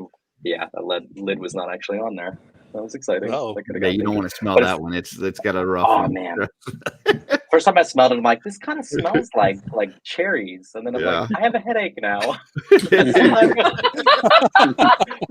It actually says on the bottle, only paint with ventilation. I'm like, I need to open a window right now. Yeah. So, that explains so much of my life. What have I been huffing? Listen, 3D printing. Yeah, you just don't. I don't know. My future may not be bright, but so that's like a real silver base that you start with.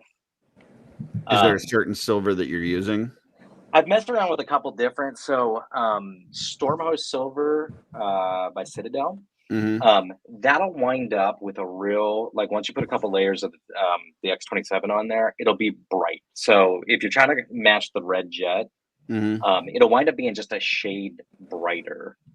I actually kind of like the brighter. It pops a little bit more than what's on the red jet, and it's close enough. Like it really is close enough that if so I have those jet packs that I'm doing and put in that color, it blends. It blends. It works. But there's another one. I'm forgetting what the Citadel matches to it, but I have it in 2 thin coats. Mithril Blade. I think that's it. Or Mithril Blade. So it's any of those kind of brightish aluminum kind of colors. Candy apple red. That's it. Yeah, hot rod red. So then you apply when you're applying the red, are you thinning it at all? Or are you just no? Yeah, what I've found is that not thinning it. Like honestly, you kind of let it. I mean, you got to stir the X27 stuff, but kind of letting it glob on and then moving it around so it doesn't pool up in any places. But like on this night here, didn't thin it at all. There's probably 2 or 3 coats of the red on there.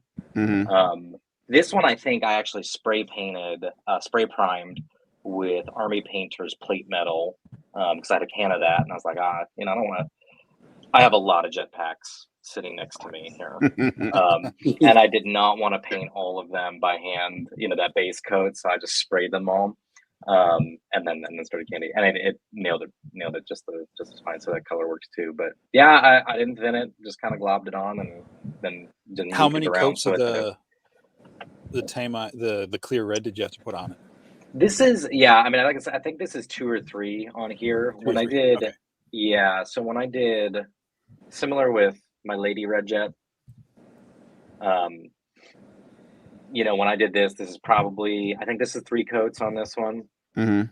And then I just glued the jetpack. Any issues with like brush strokes or any of that? Like, no, it's an interesting paint. You'll see the silver. So if you don't get a good, you know, now I think for like the applications I'm doing with it, having a little bit of variation there, really fine. But if you don't get a good, you know, because that's silver, if you're only putting 1 coat down, you'll get, especially putting it on a black base, you'll get some of that dark color still come through. And that'll start to show up even with a few layers of the clear red. So as long as you get a good even base, you know, and then you're fine. And then do you clear coat it when you're done? No, okay, I so haven't. This is, so that because it's got kind of a glossy look to it, so that's just based on the paint itself. Right. Yeah, it's real glossy, and that's what I mean. That's what's so cool about it. It gives that candy apple kind of pop, which I love, or the hot rod red. I know. I don't know if this is going to land with anybody else, but that candy apple red, that metallic, that finish, I don't know where it came from, but at some point in my childhood, I sat on like a stool at like a diner kind of a place that had those like vinyl cushions that had, and just every time I see that, I just want to poke it and feel it squish, and it never squishes anymore. Right. No, Jesse, I know there was a diner. I used to work in State College, and there was a diner in State College, Pennsylvania, called Babies, and it was like a 50s themed diner, and they had that exactly what you're talking about. So that tactile, I know. Yeah. I know. I also I think I want to I immediately think of pairing this with like a real cream kind of color, doing that cherry Coke kind of, you know, I don't know. That's fun. Or vanilla cherry Coke.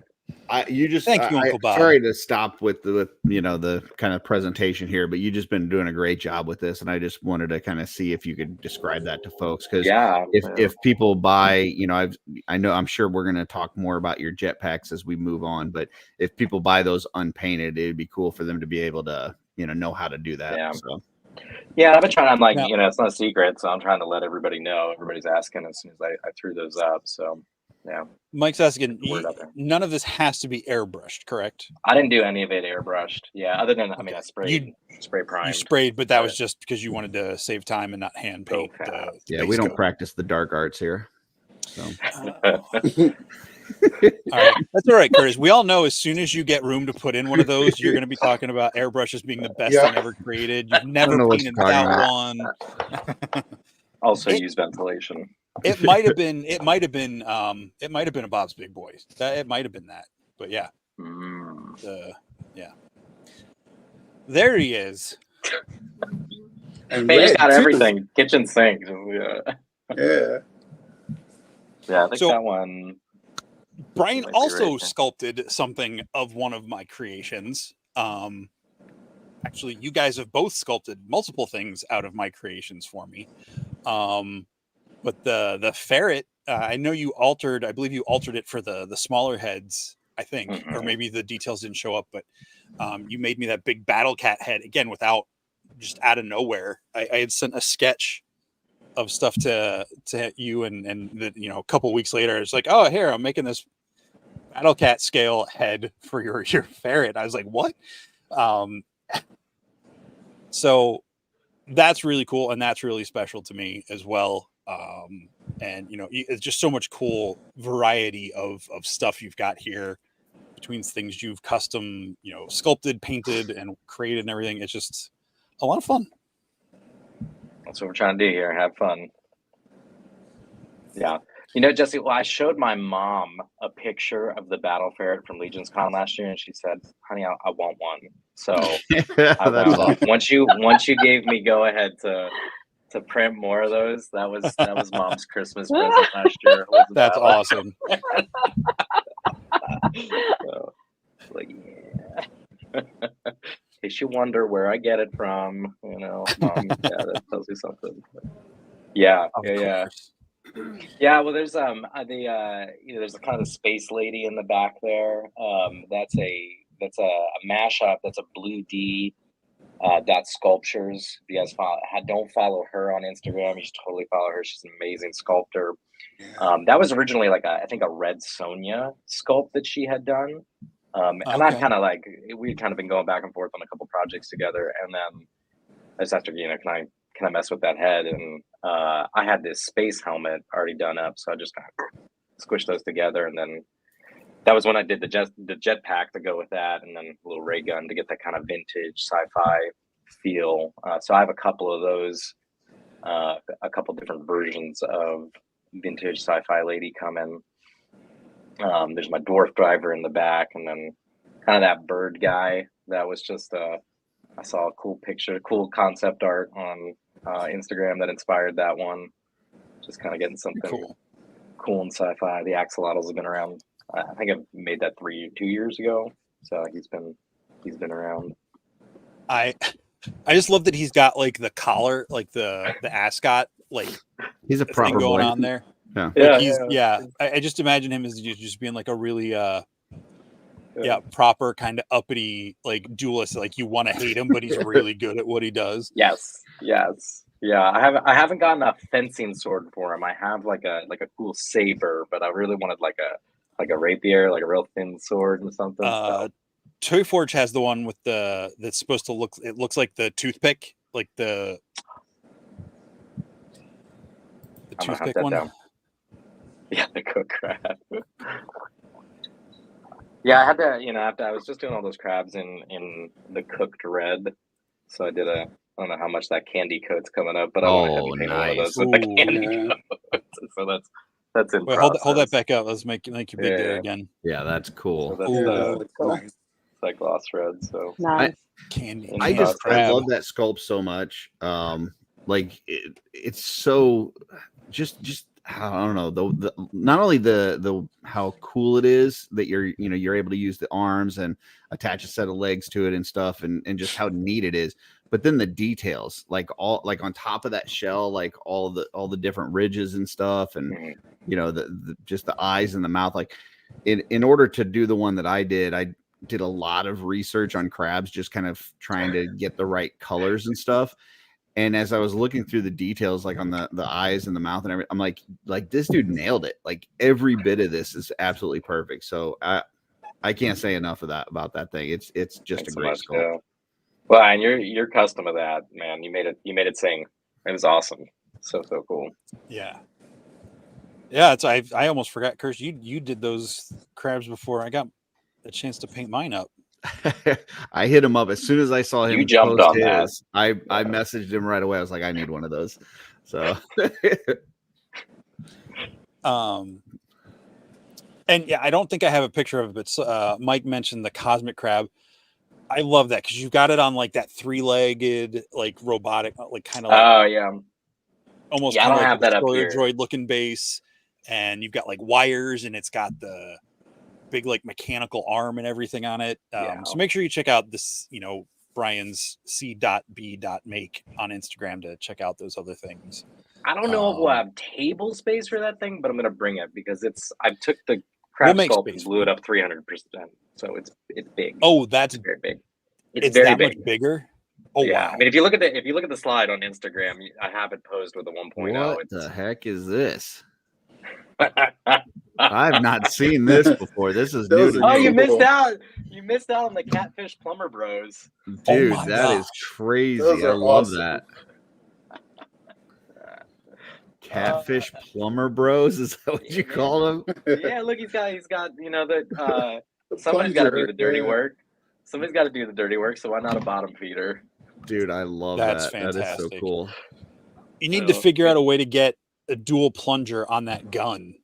Man, what I was trying to do, I was looking everywhere for the jackhammer piece to that. Oh, because I was like, that'd be hilarious if one of them's coming at it with a plunger and the other guy's got a jackhammer. But I couldn't find it for the picture. Oh man, whatever. So he's laying down suppressing fire while his brother gets the. I don't understand this reference, but Or your fist. You can just get them. Yeah. Oh, is that what they go for as like Yeah, for that's bait? how you Catch them. Yeah. Gotcha. You Okay, see those so documentaries where they just jam their fist in and they pull yeah, out. you're noodling. Yeah. Noodling. I couldn't think of the word for it. Yeah. Yep. I really talk like about that the on this paint show. job that you did on the Tusk armor there too. That's just like really like dirty, cool. I don't know how to describe it, but I like it. It looks very weathered, like he's had that suit for a while. Been doing a lot of plumbing. Yeah. All right, true. sorry, we're going to interrupt this catfish program for this because I don't think Holy moly! So yeah, that's next to the. I don't think I realized until you said it how much. Yeah, he's chunky boy. That up. He's chunky boy. Yeah, that is a big guy. He's huge. That's amazing. An FDM print. So that base body is largely hollow, and it's not a resin print, so you don't have to worry about any of the crackings and stuff like that. It's an FDM print, but and then just jammed in all those mechanical parts. So I forget what that line is. Go ahead. Are the legs and the crab body like one piece, or no? So the crab, like you imagine the same print that I used on the Legions figures.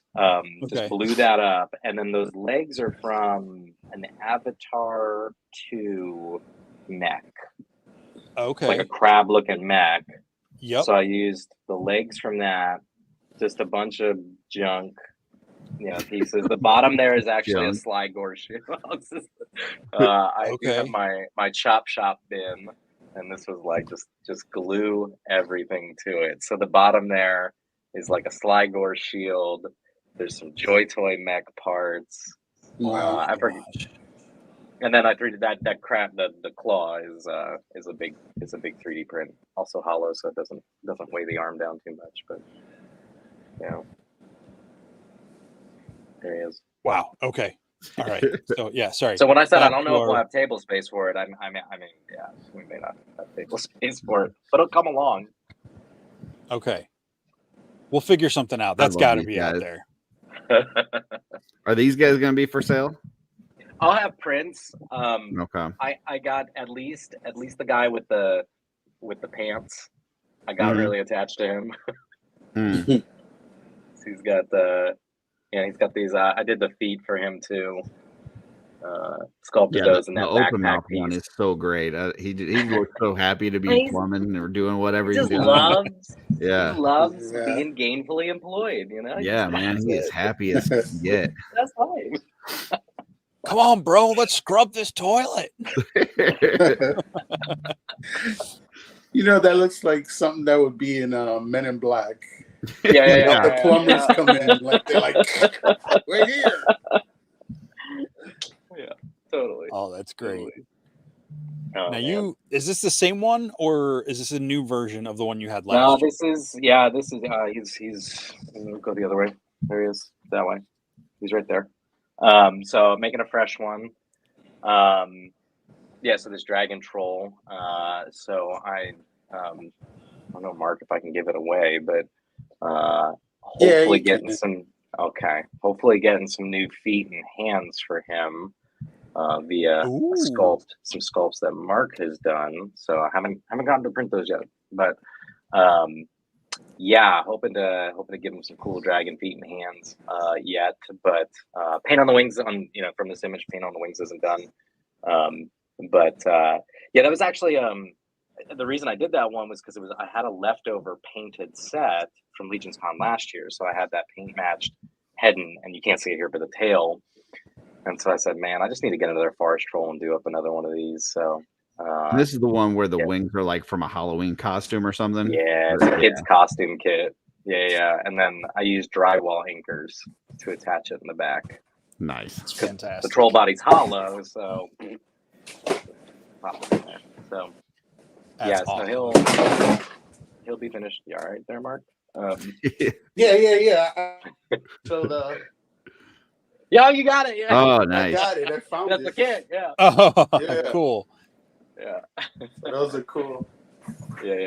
Yeah, so I'll be putting together one of those guys too. Nice. So I got him along with, this is the other troll I'm bringing, my sand crab troll. He'll come along. Oh wow! Wow. He's awesome. Go that way. There you are. Yeah. So that's got a whole bunch of sculpting so on him. cool. So Curtis what's going on in your brain? Not sleeping, I think is what he said, right? Because you got some crazy, like this isn't just like normal things. Like these are a little nutty. Did I tell you that my mother wanted a battle ferret for Christmas? Yeah. Oh, that's true. Yeah. Hey, Scotty's freaking adorable. I'll say this: my dad was a therapist, and my mom worked in counseling and all that stuff. So I don't know what happens to therapist kids. But, So you're perfectly fine.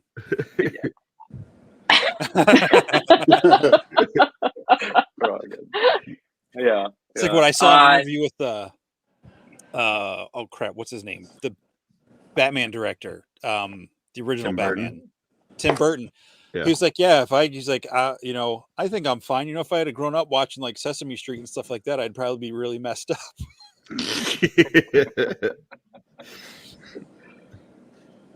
I don't know, man. I watched a lot of. I mean, my favorite movies growing up were creature features and just anything critter, oriented, and so just always kind of the relic that I love that creature design, that big old monster from Relic. I haven't seen that movie in forever. That's the one in the museum, cool. right? Yeah. I need to watch that again. It's so good. Yeah. But I love creature features, so yeah. Thank you. I am perfectly fine. We're all fine here. No, yeah. I mean, you just got a unique brain, but that's in a good way. I'm not saying that as an insult. I don't hear it as an insult. No.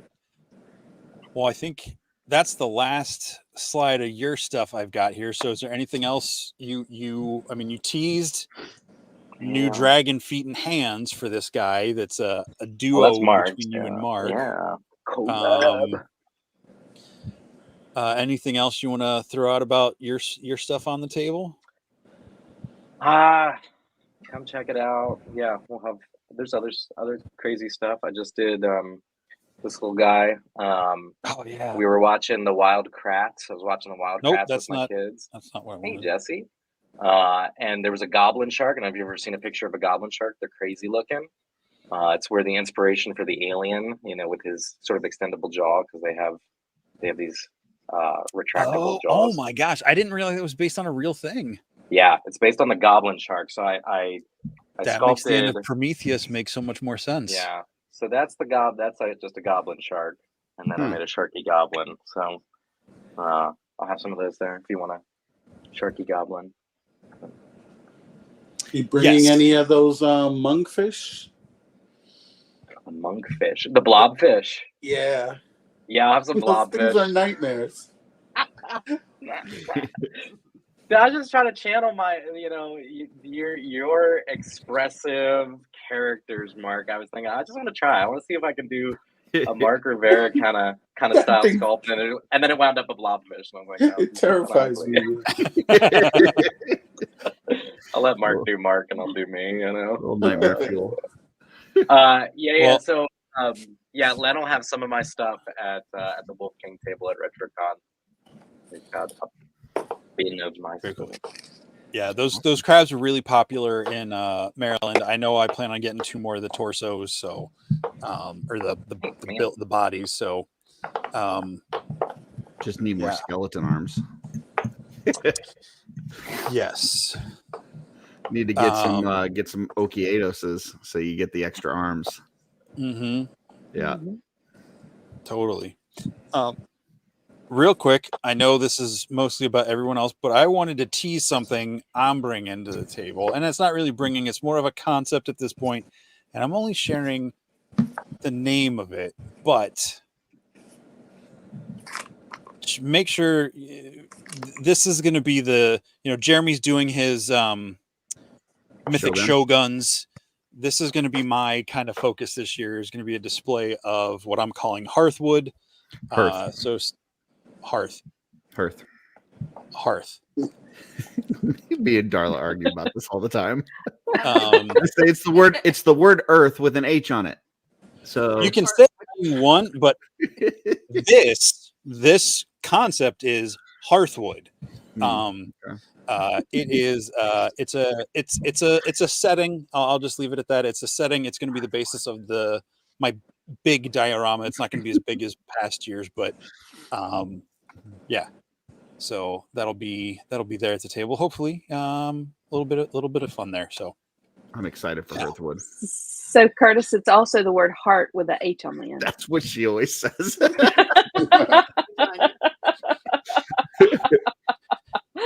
When I've heard it said, it's always like hearth and home, not whatever you're saying. Earth and H. No, like hearth English and home, language. like I got it. So I don't agree, but I got it. It's supposed to be more warm and comforting and cozy. So like hearth feels more like a hug than. I don't even know how to say it. If we didn't have the earth, we wouldn't be here at all to have hugs. So there's that too.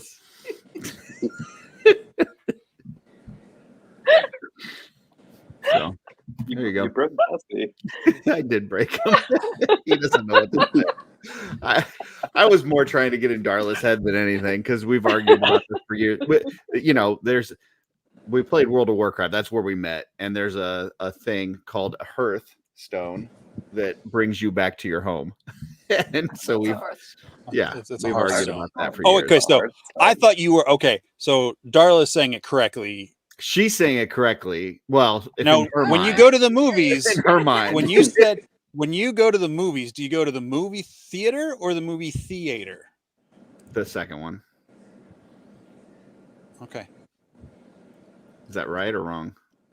Folks, I might be looking for a new co-host on this show. I also bring in my own candy, so that's less egregious in my mind.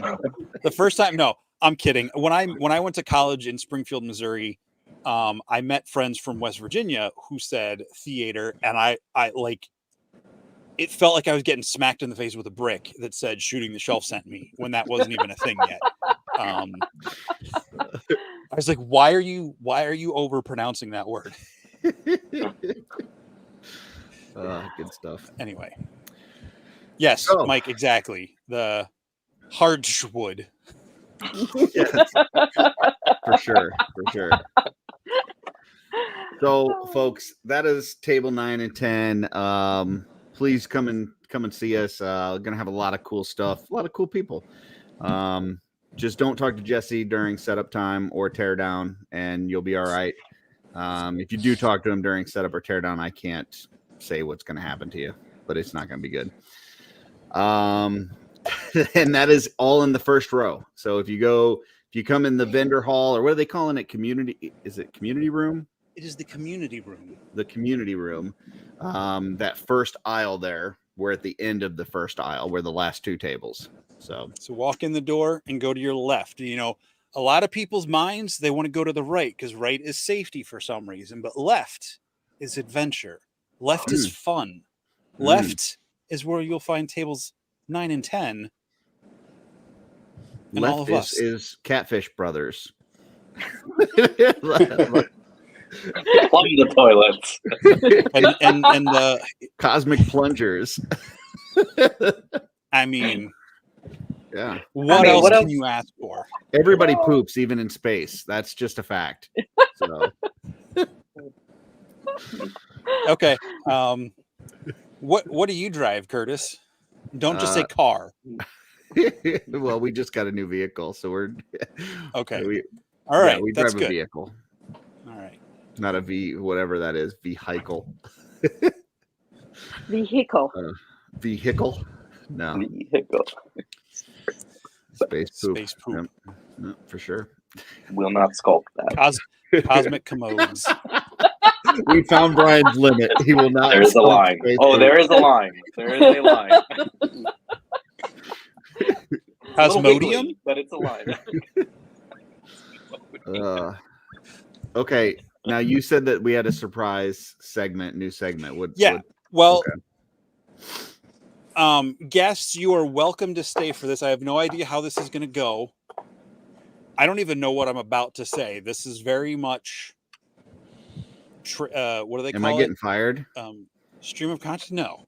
Oh.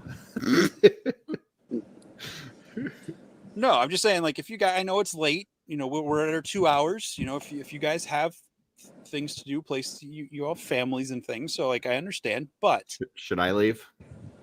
no. Okay. I'll stay. Do you want to leave? No, I didn't. I don't know what's going on. Yeah, I'm just here. So man. Somehow before you joined the customizing studio this afternoon, I was told that I needed to tell more stories. I thought that's Mythic Minute. No, that's where I read stuff. Oh, okay. This is unscripted. Oh, wow. He's got glasses on, folks. I was given a prompt, and I'm going to hold a piece of paper just so it looks like I'm reading something. Okay. And what's on here is grocery parts lists. It's parts list for Wolf King Custom. So let me find a blank page. Blank page. You see it here. So I don't get confused by words that are actually written down. So watch the numbers in the viewer count just immediately start to drop off. Should we do the giveaway? Yes. Before we let's do that. Off? Okay. Yeah. No, make them sit through this. Hopefully it's only going to be like 2 or 3 minutes. I'm not going to like torture anybody more than, you know, a little bit. Viewer count just went up, just so you know. It did. It went down 1 and then it came back up 2. Yeah, so, people were excited.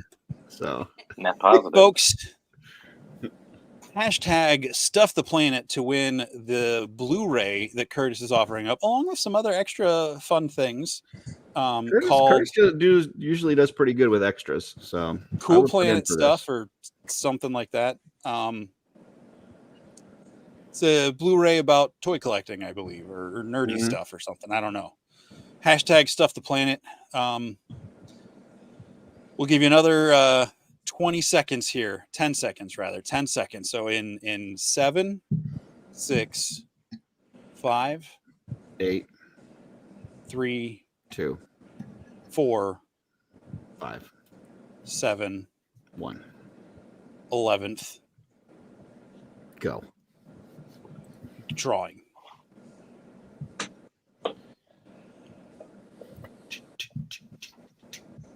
Winner is Van Johnson.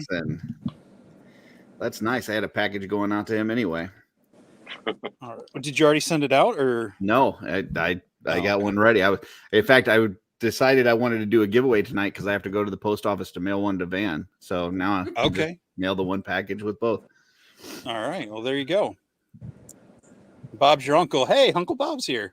There you go. I'm not doing slam poetry. I don't have that kind of rhythm. So I was given a prompt for the story. Wasn't much of a prompt. Again, there is nothing written down here.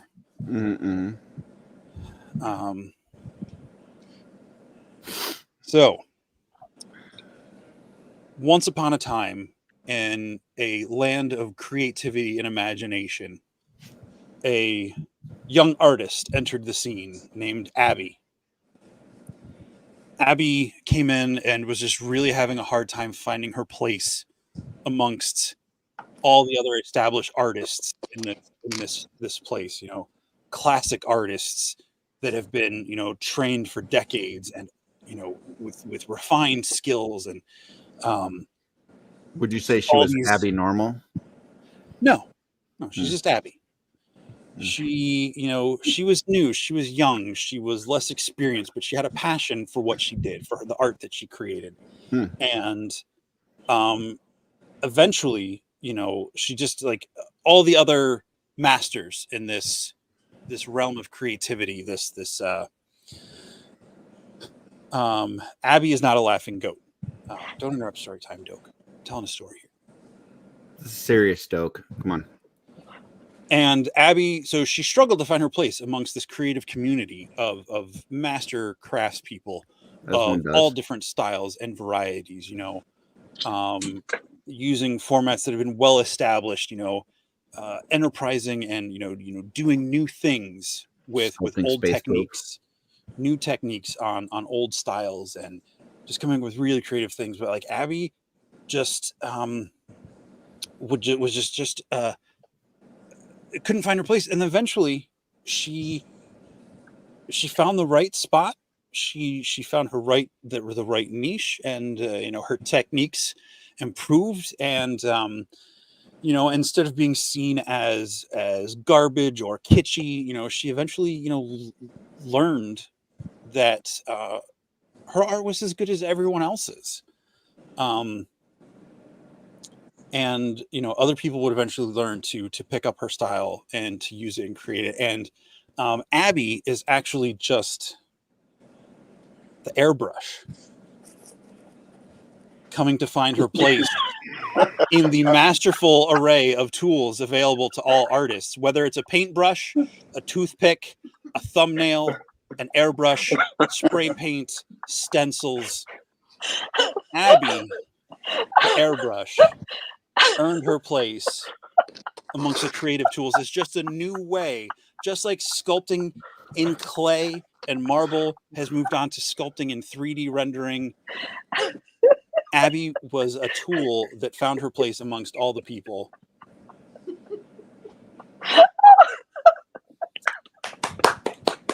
And lived happily ever after. The end.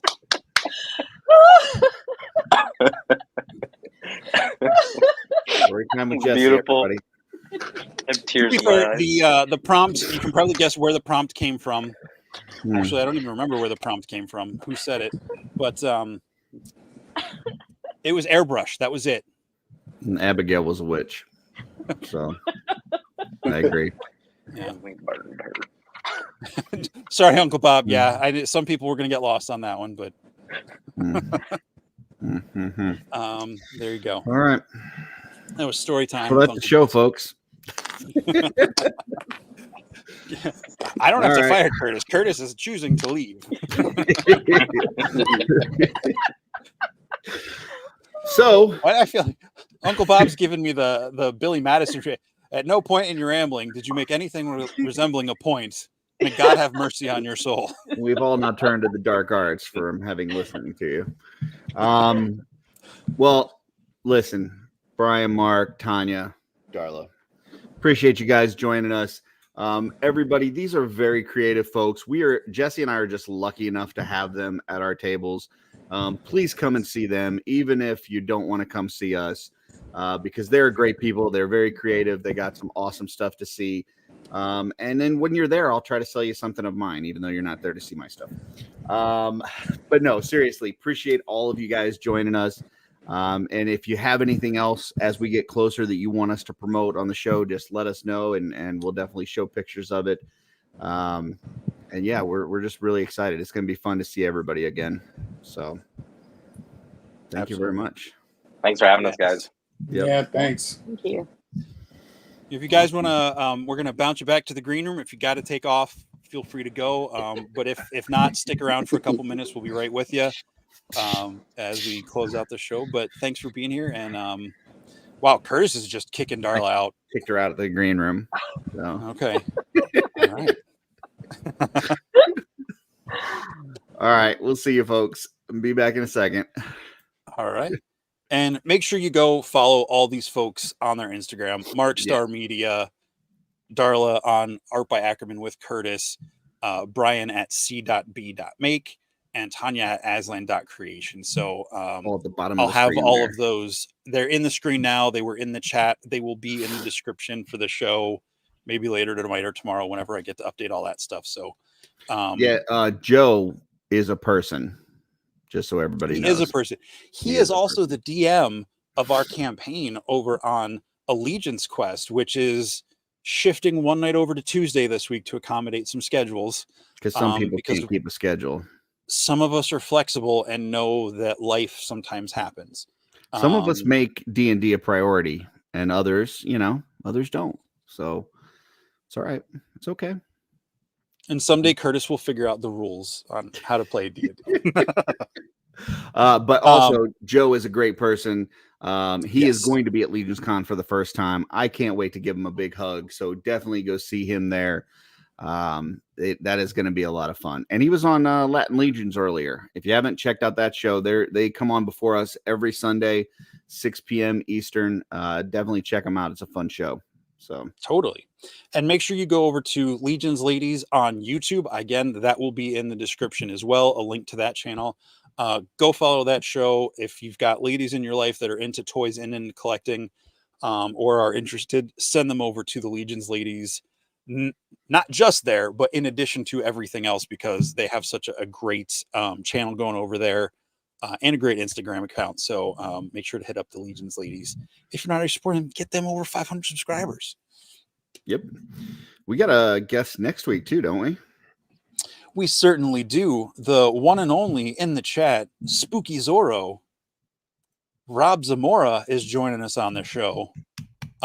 Excited. I don't know. Has Rob been on shows? I don't know.